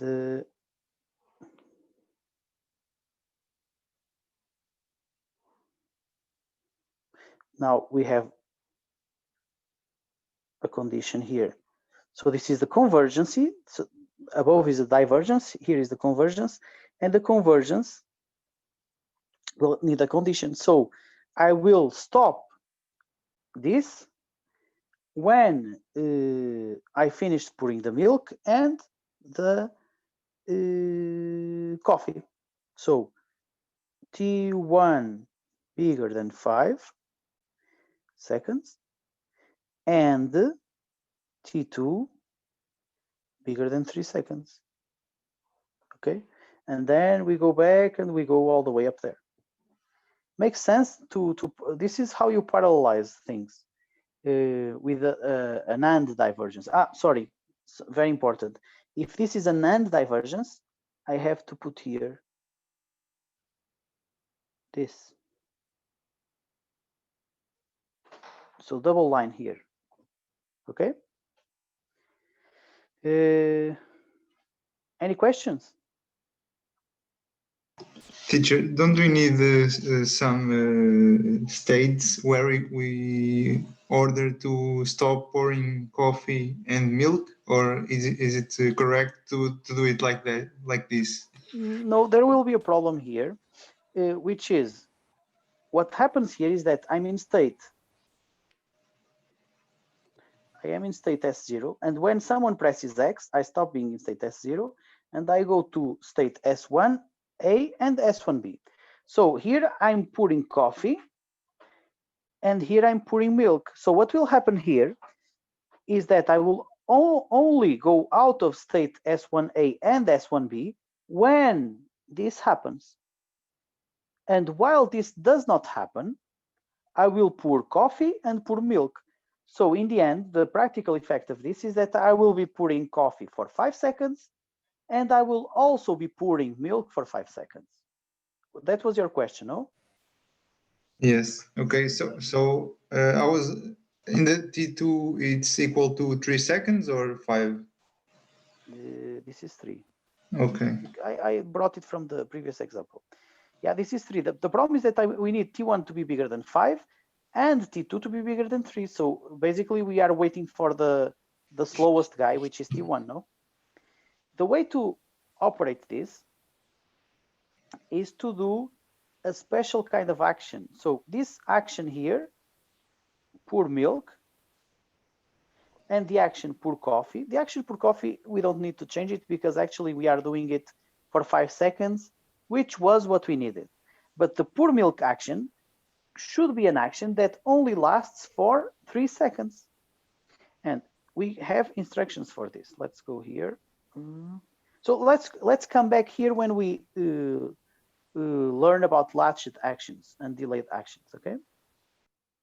So we are going back there after some time. So you can do an AND divergence or an OR divergence. Here's the OR, okay?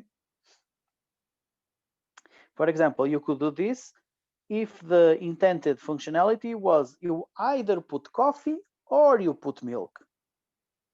Of course, because we have an OR, now we don't have a single condition. So here's the divergence. Here, for an AND divergence, we have one condition for all states in the divergence. For an OR divergence, we have one condition for each state in the divergence, okay? Different. This is in parallel, let's say. Okay, so now the rules. I've told you already, but let's formalize them. So at the beginning, you unconditionally activate the initial stage, the one which has a double rectangle. Then, second, you signal the state with a dot. That's the notation I was using to try to show you what was happening in the examples before.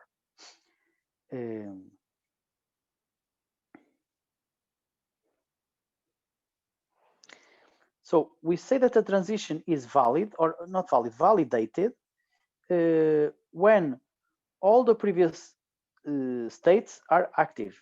So, for example, if 3 has only one previous state, which is 2, and we are on 2, so the transition is validated. And we say that the transition is transposed when we go from 2 to 3. Okay. So, for example, suppose that we have an OR divergence. So I have here one state and here another, and I have here the condition to go out of this one and the condition to go out of this one. Okay. So I have here an OR convergence. So, for example, I'm in state 2 and the transition is not validated. For example, if I only am here, I need to be here and here in order for the transition to S2 to be validated, okay? It has to be in all previous states. So that's the todas here. This is important. Rule number 3, you transpose a transition, or the transposition of a transition causes the states which were before to immediately be deactivated. So, for example, let's pick up this example here. When you go from 4, 5, 6 and you go to 7, 8, 4, 5, and 6 are deactivated, okay? So the same as here. When you are here and you transit there, this is activated and this is deactivated. Just very formal ways of saying the things that we already know by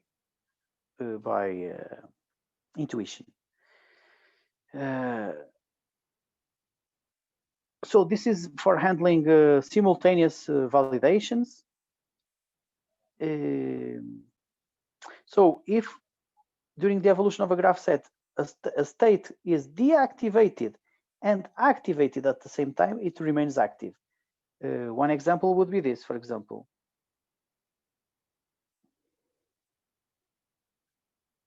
So I'm here.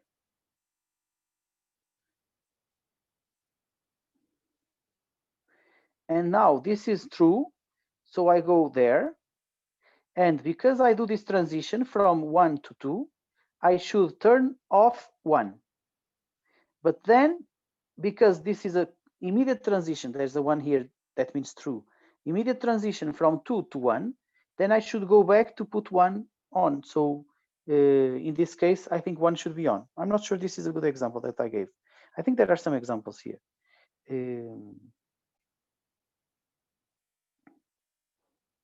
Anyway, I don't want to lose too much time because we don't have enough time to go in such detail. I want you to test some graph sets, some more simple graph sets. Here, but we can take a look at this. So this is a simultaneous transition. So here we are going to transit from 412 to 7, correct? So when E2 equals 1, we are going to do the transition, and we go from 4. So 7 will be activated, 9 will be activated, and 10 will be activated, right? So this is what happens. So the activation and simultaneous deactivation will work like this. For example, 4 and 12 are active, and when E2 is 1, I do the transition. So because I'm transiting from 4 to 7 and from 12 to 7, so because of this, that means I should turn off 12 because of the rule, you know. But because we have this which says that we should turn on 12, then what wins is the on. So when in a transition you want to activate and deactivate a state, you activate it. So the activation wins. Okay, so no, I don't want to lose a lot of time. So now you can do some macro stages. So you can have graph sets inside states. So you can say, okay, I go from 0 to 1, from 1 to M2, and inside M2, I'm actually running a new graph set. This is just a hierarchical approach. And you can also have subroutines, not really important. Now, you can have actions associated with the states. So we had generic actions before, and we can, the formalism is that we do it like this, okay? So I don't use number 3. Number 3 is very seldomly used. So the first rectangle, the first house, will tell you the logical characteristics which describe the action that is being taken. And on number 2, you describe the action. We will see some examples. So on number 1, you can put one of these. And these are modulations of the action. So what do I mean by modulations? These are modifiers of the action. For example, I say, turn on X1. This is just an action. But if I say, turn on X1 for 3 seconds, this is a limited action in time. Okay, so this is a modifier of the action which limits the action for a certain time. You can also have an action which is a pulse. So turn on X. Oh, but I need X pulse. So you can say that you want a pulse action. We will take a look at this in detail. So, for example, first, the conditional action. Now this is an action which I don't use a lot, but because I think you can do the graph set in a different way not to use this. But this is an action which is conditional. It means it only happens if something. So here you say that is a conditional action. Action is to heat up a caissière, and then the condition is if thermostat, if something. So this is a conditional action. So now you have also a delayed action. A delayed action is similar to the T-on. So for example, you are here and then all of a sudden you are in state 2. Then you are going to close. This is your action, but you are going to close modified by a delay. So you are only going to start closing 0.5 seconds after you enter state 2. So there is a delay in the activation in the carrying out of the action. L is the opposite thing. You are going to do a limited action, which means that you are going to do that action only for a particular period of time. For example, when you reach state 3, you are not anymore on state 2. So the action is the siren. So you turn on the siren, but you only turn it on for 2 seconds. This is a limited action. Well, please interrupt if you have some questions. So this is the pulse. I've told you about the pulse.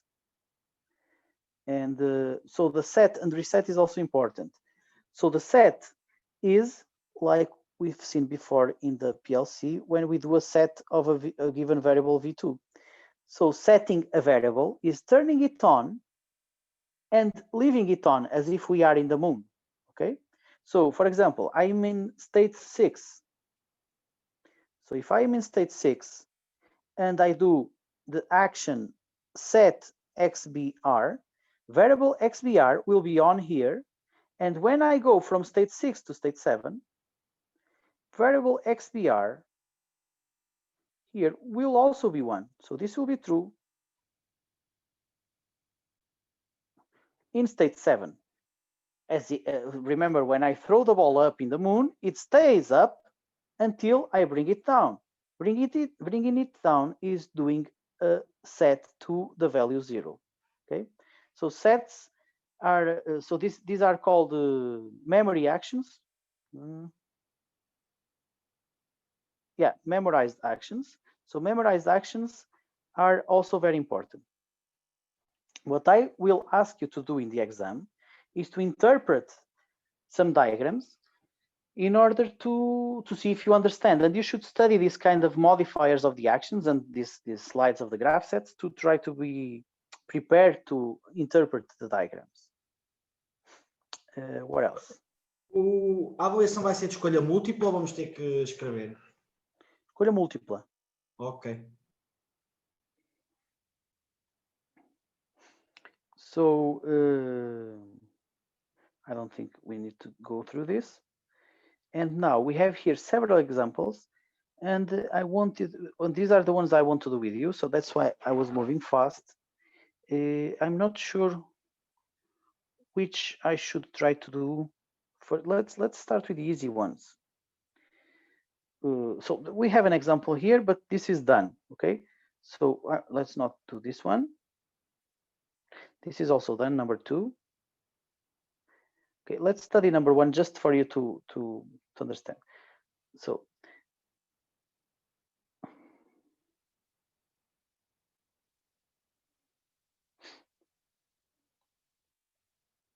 here it is. So the objective of this example is to simulate the functioning, the operation of a conveyor, which feeds press? No. Como é que se diz prensa, malta? Yeah, it's press. I guess either Press. hydraulic press or pneumatic press. Okay, hydraulic press. Okay, okay. So you have a conveyor, and here you have the press. The system should work autonomously with the following operations. So when the machine is on, and it's on because I press an input E0. So E here stands for entrada, which means input. The conveyor starts functioning. So this is S0. Then B, the system has a sensor, E1, which signals the existence of a part in the conveyor, okay, E1, another input. So again, let's do the same. I will signal the inputs with green and the outputs with red. So again, an input here. 10 seconds after E1 is active, so again, this is an input, the conveyor stops and the hydraulic press lowers. This is output S1. Then the shortest, the lowest position of the press is detected by another sensor. And this sensor is E2, which once it's actuated, gives order to the press to raise and puts the carpet, the conveyor functioning again. When the machine is off, through an input E0, the cycle should be executed until the end, okay? So these are the inputs and outputs. So these are the inputs, those are the outputs. And now the graph set for something like this would be this. So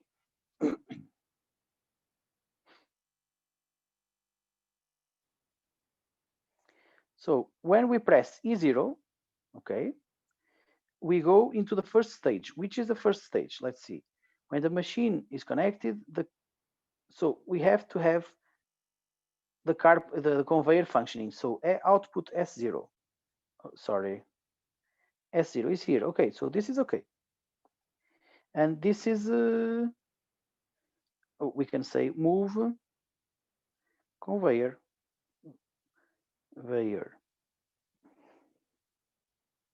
Then, second stage, the system has a sensor E1, which signals the existence of a part in the conveyor.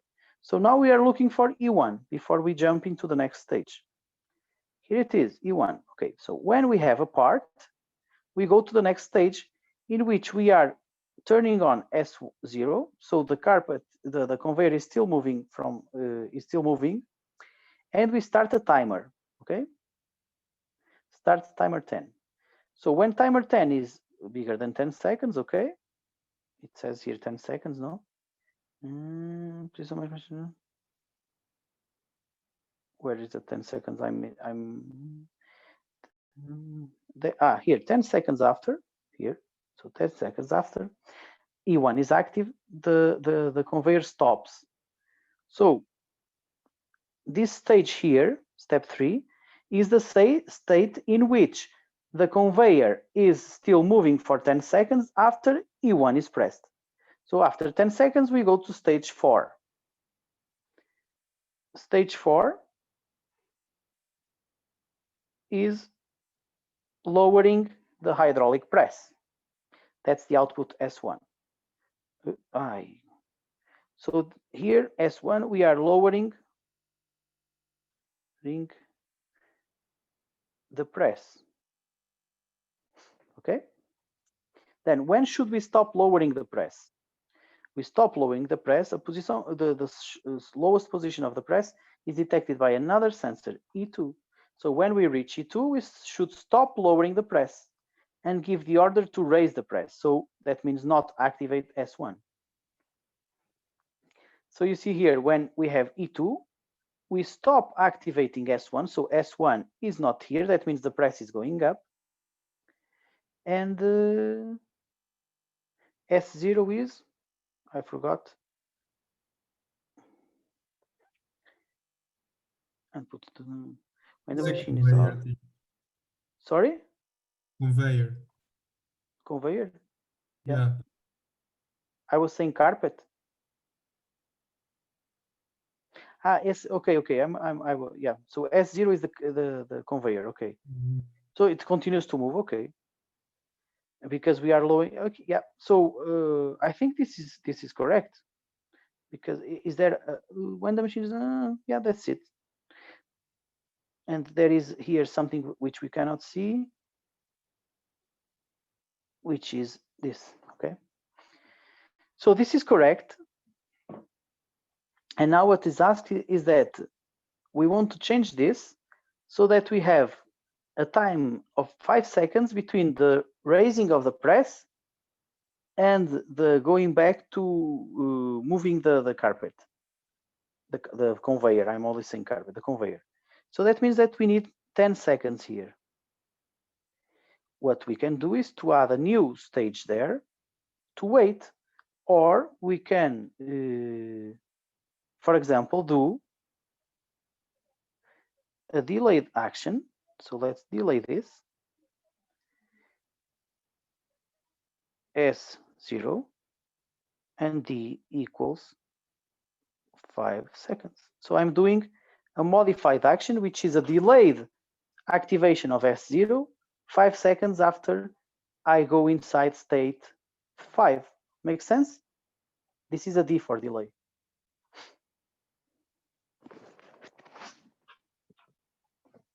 No questions?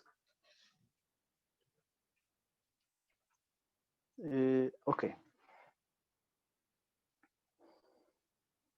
What else can we do?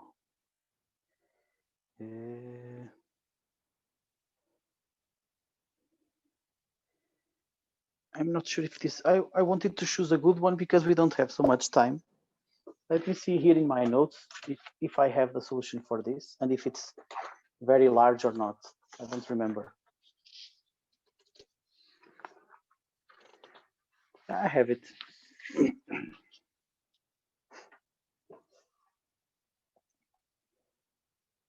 But it's quite large. So for example, the solution for example number 2, I want you to take a look at example number 2, which is in page 99, you can see there, and try to think of a graph set. So let me give you 3 minutes or 4 to read it and to understand what's happening. And then I will show you the solution. We are not going to lose time doing it, writing it down, but I want you to, it's important that you try to do it, not only that I show you how to do it.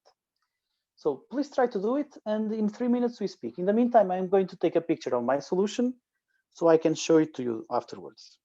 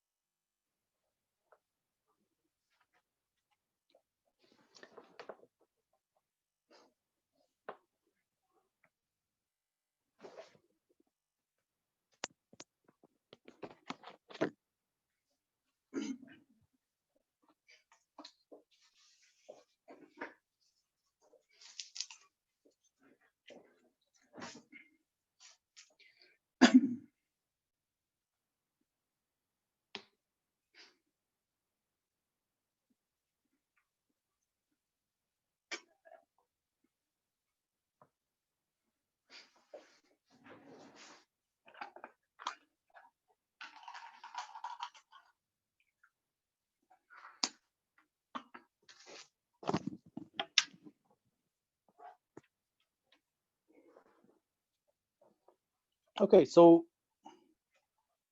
I know it's not so much time to think about this, but at least if you did try, you should be, how to say, familiar with the process of trying to go from text to a graph set. This is a big problem. Well, not so big, but there are 6 states in my solution, 6 different states, and the solution would be something like this.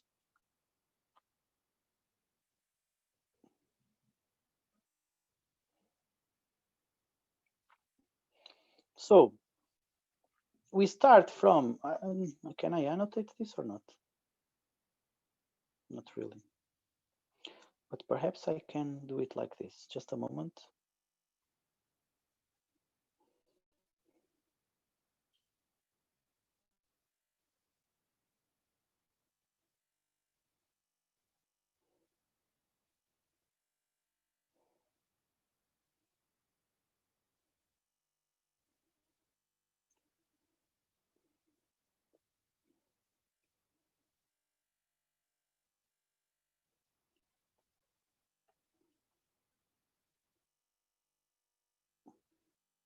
Okay.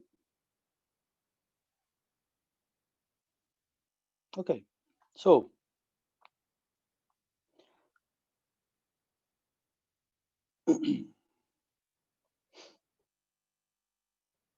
so we have the initial state, which is S0.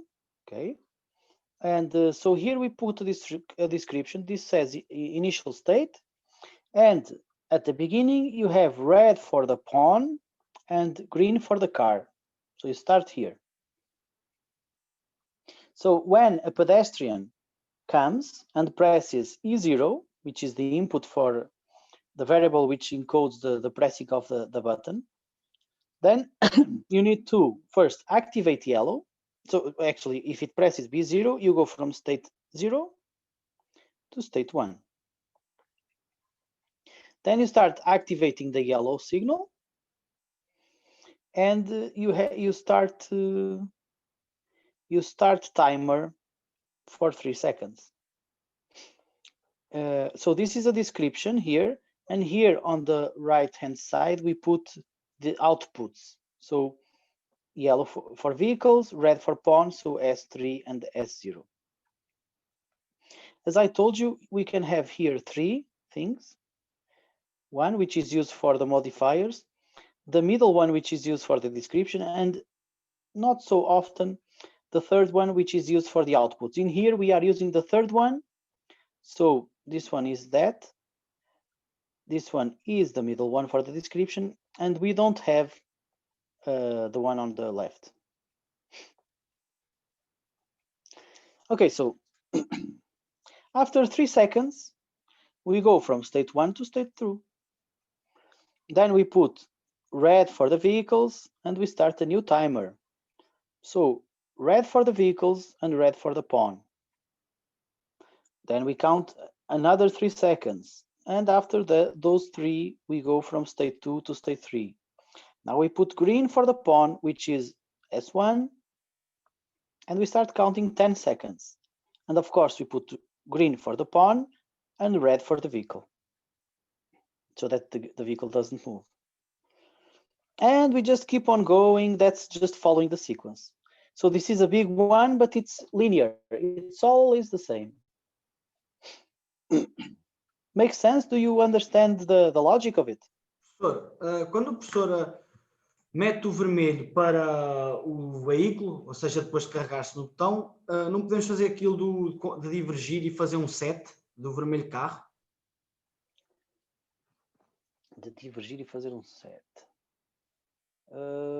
Em paralelo? Yes, yeah. A divergence. You want to do a divergence? Sim. Porém, But depois da etapa 2, os 3 segundos acabam, passam, e então aparece o verde para os peões e o timer de 10 segundos. E em paralelo vai-se ter o vermelho para os veículos. E vai havendo as etapas do verde, passa para o verde intermitente com as temporizações, e ao lado em paralelo está o set do vermelho. You can do divergences, but the question is not whether you can, is whether you should. Because, for example, if I have here state 0, which goes to state 1, which goes to state 2. In state 1, I am doing action 1 and action 2. And therefore, I will have A1 as output and A2 as second output. What happens here is that you can always divide things, right? So you can replace this by a divergence.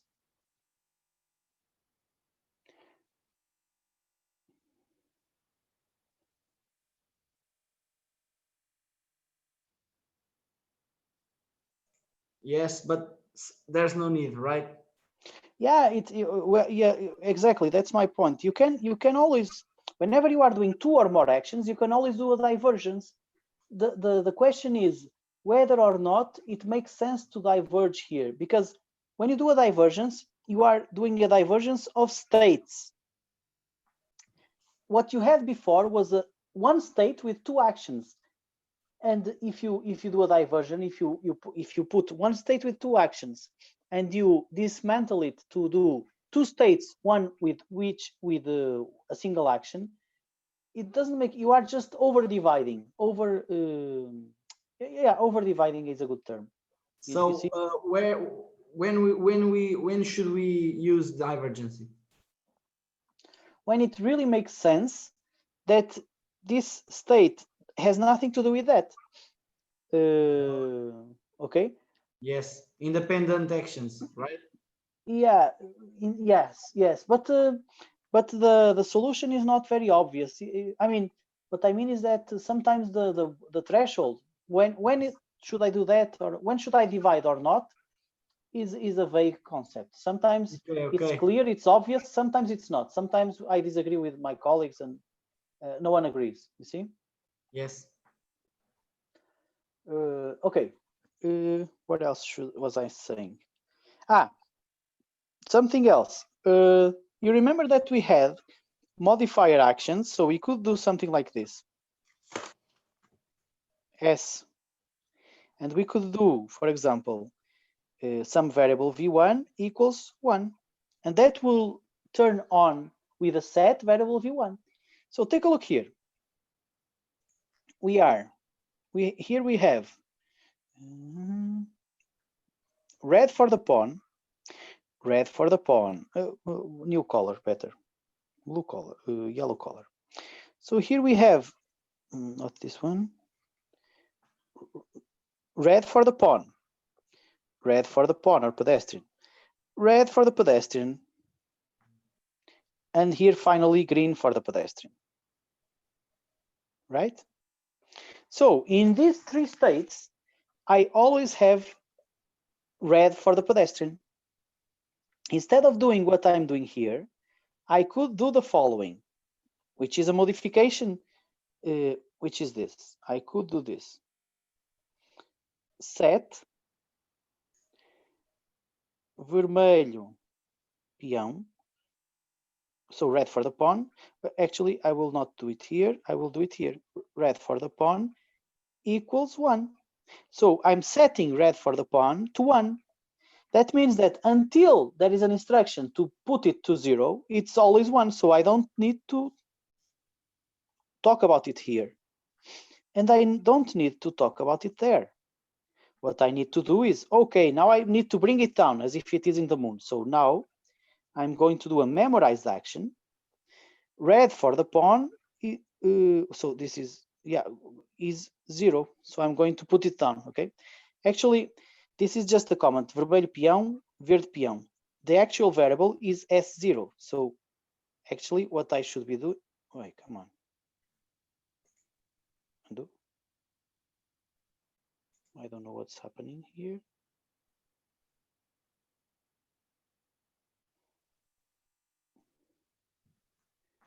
Okay. Again.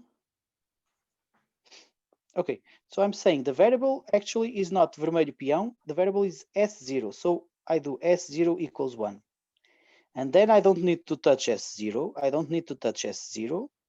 And now if I want green for the pawn, I do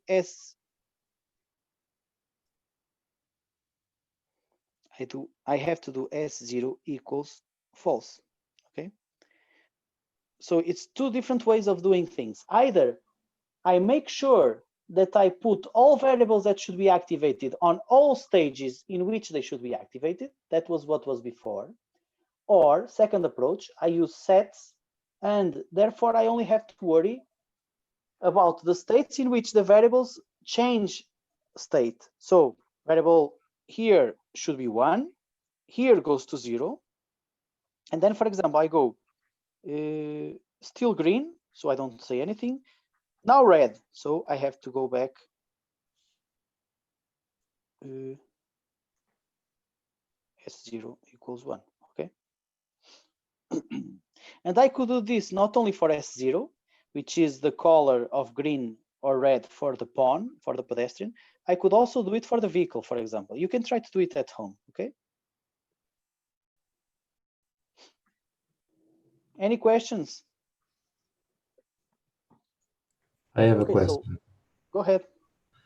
When we use the set, for example, the red pedestrian equals 1, we also affect the other variable. Sometimes it's not entirely clear whether or not it does, but most of the times you can deduce it. Look, you are correct. Here I'm doing a set. Not here. Perhaps this is a better example. Here I'm doing a set, and here I'm affecting 3 variables. So you are saying, oh, come on, you are doing a set of which variable? All of them? Just 1? 2 out of 3? What is the answer? And as I said, sometimes you can deduce it, and in this case you can deduce it, because if you want to do a set, you have to tell me which is the value. So you cannot do a set of S1. You have to do a set of S1 equals something. So in this case, it was possible to deduce that the set was only referring to S0. Make sense? Yes. Okay. And we can change both 1, 2, 3, or however. Yeah, you can do it like this. Okay, thank you. In this case, you are changing all 3. More questions? No.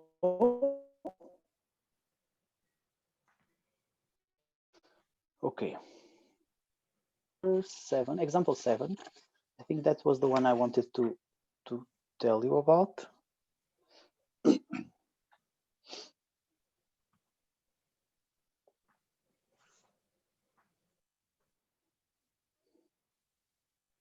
So here we have a coffee machine, finally. So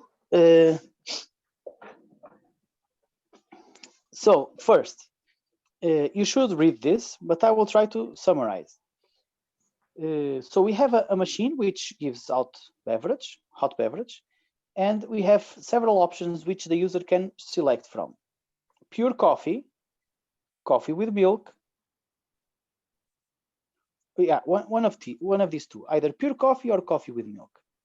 Then we have 4 storages with liquid, which has coffee, milk, sugar, and water, hot water. So the dosage of each product in the glass is done by opening a valve. So coffee, milk, water, and sugar and water are the outputs. So these are outputs. These two are inputs because that's what the user presses. Now, there is also a device which will feed a new glass. So this is an output.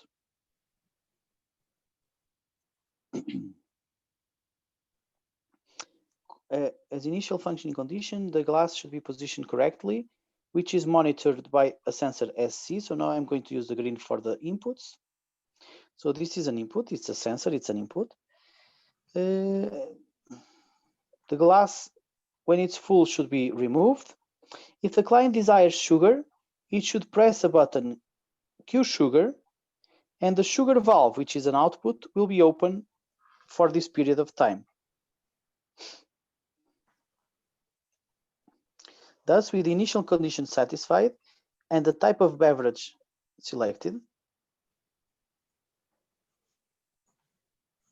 with the pressure of the start, so there is a new input called start, we start preparing the beverage. So first we put the sugar, and only then you start preparing one of the following recipes.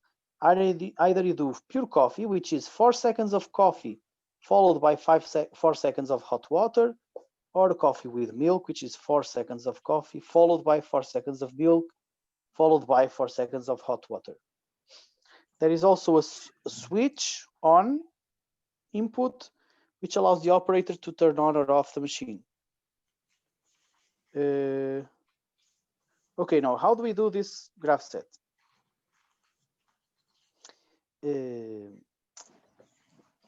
We can, do you want some minute or two to digest this? You can have this PDF, it's already on e-learning, so you can have it in your monitor if you want to take a look at it. I'm going to try to do a schematic of this.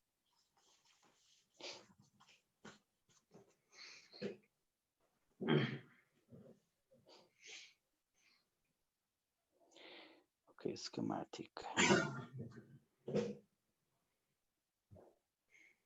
Okay, so coffee machine.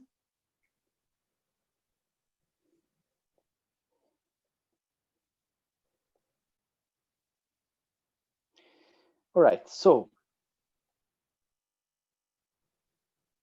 I don't know what this is.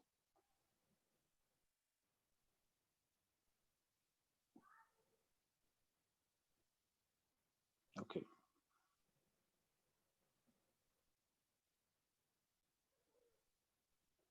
Coffee machine, here we are. So inputs, we have the following inputs. So you have, for input, the buttons that the person presses. So inputs, a moment please, edit, this is it. Now inputs are green. So inputs, you have C pure, C milk.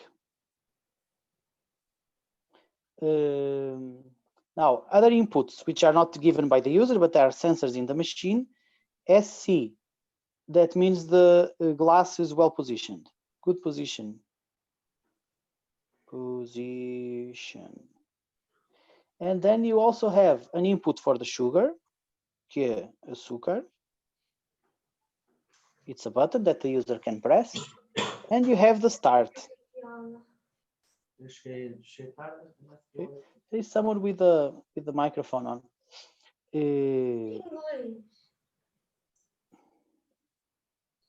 Now outputs. Let me. I'm just going to mute everyone.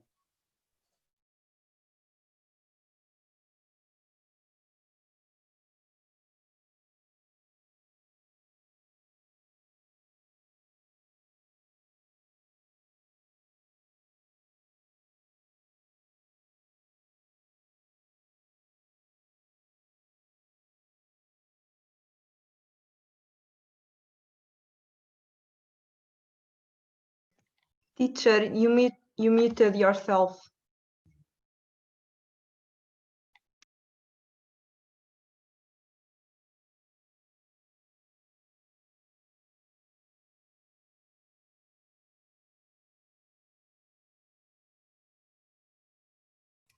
Teacher, I'm back. Yeah. Now I know. Sarah told me. Now you can hear, no? yeah.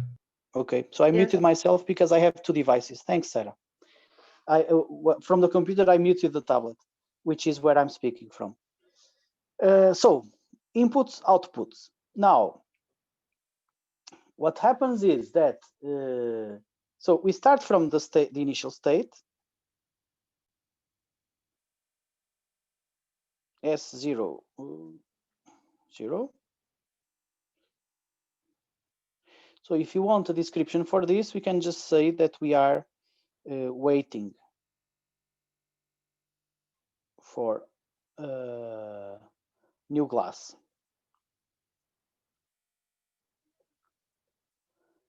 Waiting for, waiting to be turned on. Okay, so there is another input which is not here, which should be there, which is Liga, which is the input to turn on the machine. So we are going to use this input to turn on the machine. So when the user presses Liga or there is energy or something, so when the machine is on, we are going to put some glass. That will be state 1. Position, glass. So position glass, you know that in order to position glass, we have to put the output copos. So let's turn it on here. Okay.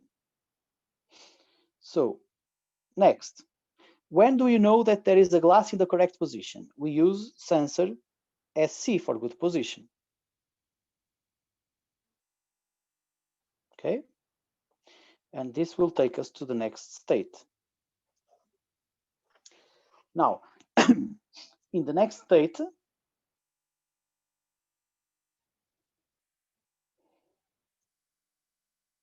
let's call it waiting for sugar. Okay, so here we are waiting for the user to give an instruction that it wants sugar. I don't think there is any output here. And now, how can we wait for the sugar? We can do something like this. So this is an OR divergence. It's not an AND because it's not a double line. And here, when do we want sugar? When the user presses Q sugar. So we are going to use variable Q sugar.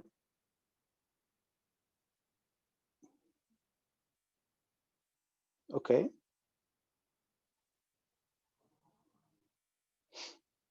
So when the user presses this one, what will happen is that we are going to activate state 3A, which will actually put sugar. And the output to put sugar is called sugar. So I'm going to put it here. I will need more space. Wait.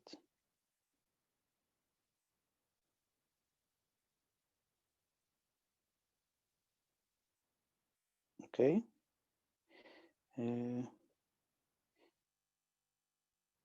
So, and the variable was called sugar. That's what I was saying. So it was an output, so it's red. So, okay. By the way, Liga and SC are inputs. So to be consistent, I'm going to put them in green.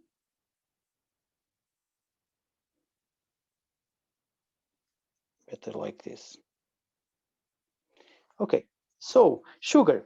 When Q sugar is pressed, I'm going to put some sugar, And then if Q sugar is not pressed anymore, that means if I stop pressing Q sugar, so that means if Q açúcar is off, so that's the negation symbol.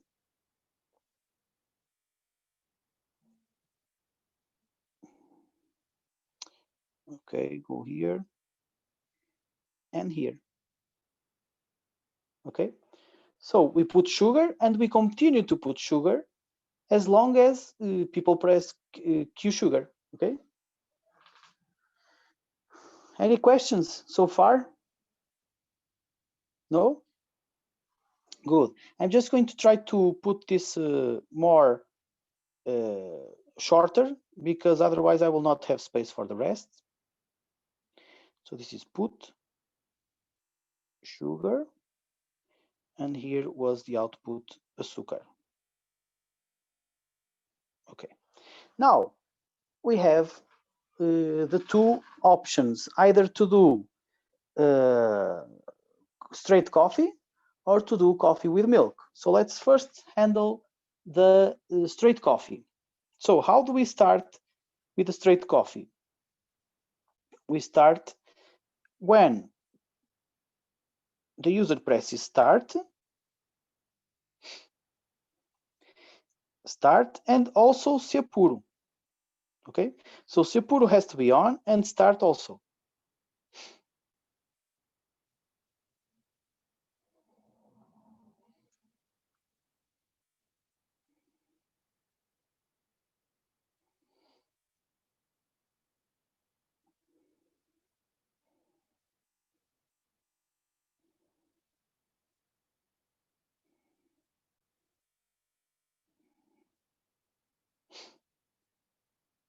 Okay, so inputs,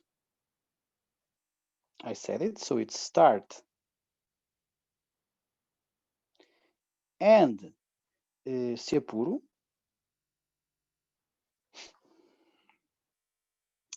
And when we start doing the straight coffee, the first stage of doing the straight coffee is, I don't remember anymore about the recipe for the coffee. I have to check it. So the recipe for the coffee is here. I cannot draw. 4 seconds of coffee followed by 4 seconds of hot water. So this is put coffee.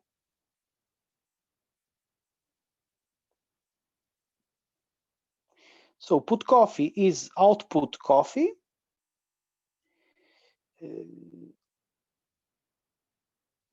Put coffee. Output is coffee.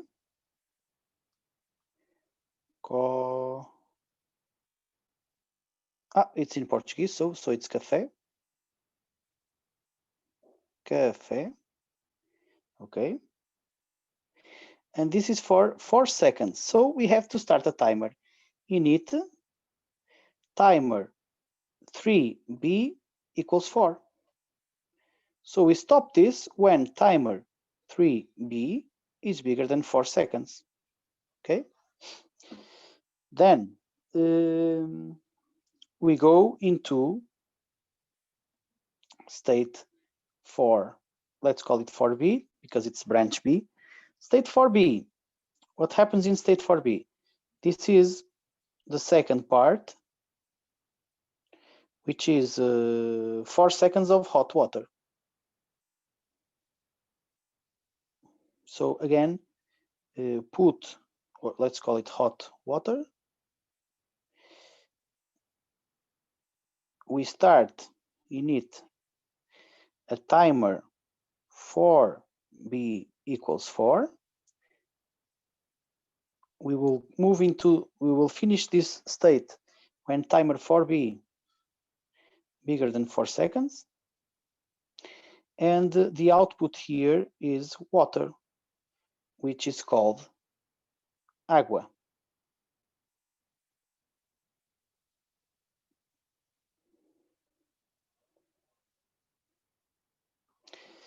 And finally, let's for now leave it like this. We still need the third branch. The third branch will be when we want to do the coffee with milk. So the third branch will have the recipe. 4 seconds of coffee, 4 seconds of milk, and 4 seconds of hot water. Let's try to do it here. This is not easy, but I'm going to try to. Actually, this is quite nice to be able to move the drawings around. If you had classes with me in person, I wouldn't be able to do this, and it's much easier. Much more difficult, I think. Okay. So now,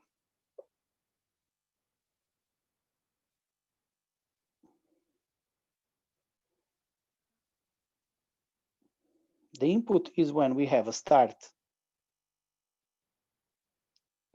and say later, coffee with milk. And now we will have here.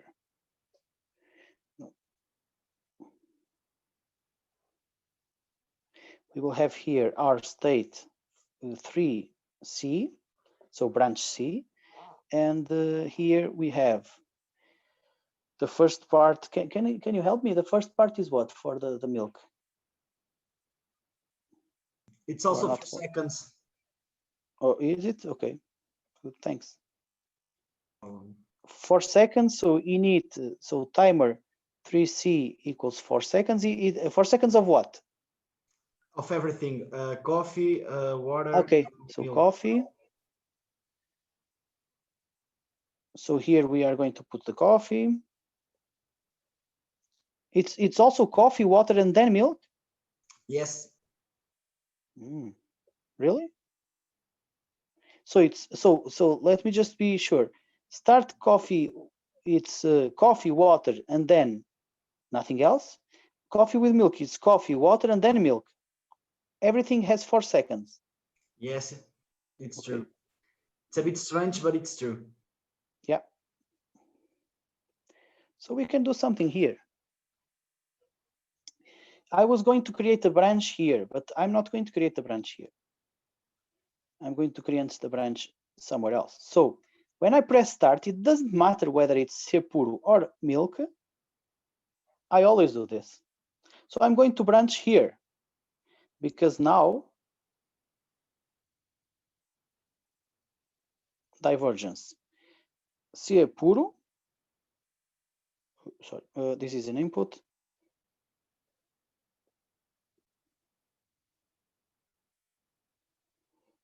We will see what will happen here.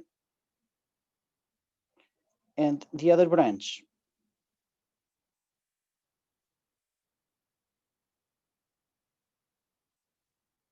So the only thing I'm missing is to put some milk. Yes. Okay, so let's do it. So this is state for state 5. And state 5 will put milk. For 4 seconds, no? So T5 equals 4. And the output is late. Okay, I cannot write anymore. Okay, late. And we finish putting milk after T5 is bigger than 4 seconds. Is that step 5 or 6? It's 5. It's 5. This was 4. So this is, yeah, that's my handwriting. Oh, sorry, 5. Okay. Now it looks like SS, like when we 5. Divergence, do we have to put the 2 lines or is just 1? It is just 1 because either you do one thing or the other. You don't want to do pure coffee and okay. We put 2 lines is because we're doing the 2 actions. Yeah, you are doing them in parallel. Okay. If you put an or, it's an or with exclusivity. So you are doing one thing or the other, not both. And that's it. So now we can just take this all the way up to the start.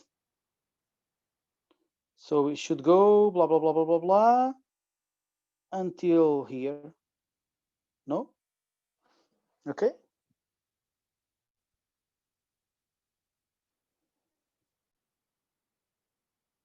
Okay.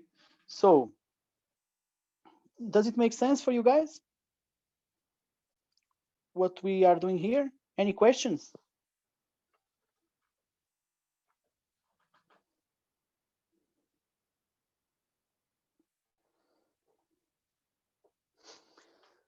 Okay, so next week we have the exam. So I will try to make sure this is not very complicated because we didn't have enough time. In the exam, I will ask you to analyze a graph set, and I will ask the state of some variables. For example, what if I ask here? So let's save this into a PDF. Can I say? Yeah, let me share this into a PDF. Okay, you can put it here. Okay, now I go to my drive. It was Samsung Notes, no? So notes, where is this? Tablet, perhaps? Yeah.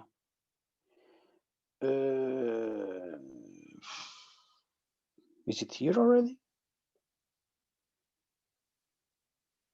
No, not this one. Coffee machine. Still uploading. No, file uploaded. This one. Okay, so we have a PDF finally. Now that we have a PDF, it's easier to zoom in and out. And now I forgot what I was trying to say. I got lost in the technicalities, in the technological issues. Now I remember again. So the kind of things that I'm going to ask of you in the regarding graph sets, I'm saying about graph sets. So the kind of things that I'm going to ask you are things like this.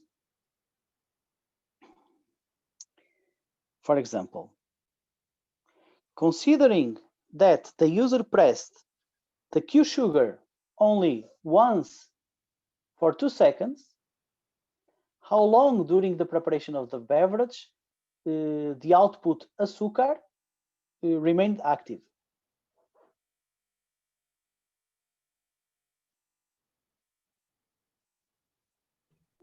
In this case, 2 seconds. Yes, this was an easy one. But it can be a bit more complicated. For example, if I ask you once again, how long did the output coffee was active? And you will tell me how long. 4 seconds, because it's only active in S3B, no? But we could. Why can I thought I was able to notes. Yeah, I want to write this, man. I cannot take notes here. I don't know. But for example, suppose that I'm doing a memorized action. So suppose I'm doing coffee equals 1, S coffee equals 1. Then you would have to do the math to see how long coffee was activated. It's this kind of stuff. Nothing very difficult, but of course not so easy as the one I asked. But the question is, you have to be able to analyze graph sets. And I think if you study, there is not a problem. Okay. In any case, if you think that you have lots of problems and you need to do a couple of more exercises, we can try to arrange some small encounter on Thursday or something. Okay. If you want, we can meet on Thursday or something. But I don't think, well, you send me some emails, and if I see a lot of people asking for help, I will arrange a meeting, okay? And that's it. I don't know what time is it, but I think, yeah, it's over. I think 3 hours is already a lot, so I don't want to take more time. You have the video. I will put the video. You have the PDF. So now it's just a matter of studying this part, graph sets and ladder diagrams. Ladder are quite easy, as you've seen. Graph sets could be more tricky. So just study those, and also study the modifiers for the graph set. So the delayed, the saved actions, and so on. And then it will go okay. Okay. If you study, I think you will not have problems in the exams. All right. So, and we meet for the first time on Friday, right? I will send you an email. Teacher. Right. Yeah. May I have a question about kernel maps? Not now. Now I have to leave because yeah, we can talk, but perhaps some other time. What is it? So can you send it by email? I think so. Okay, because I have to leave. My wife needs to. I need to take care of my kids, and my wife needs to come here. So I made the arrangement with her at 5:10, 5:15. So I'm really short on time now. But if you send me an email, I try to answer. If we cannot come to a conclusion by email, then we set some meeting. Okay. Okay. Thanks. Okay. Anything else? Okay. Good. If you have some questions, email me. Okay. Okay. Bye. Take care. See you. See you, Bye. See you. See you. Bye. Nice weekend. Bye. Nice weekend.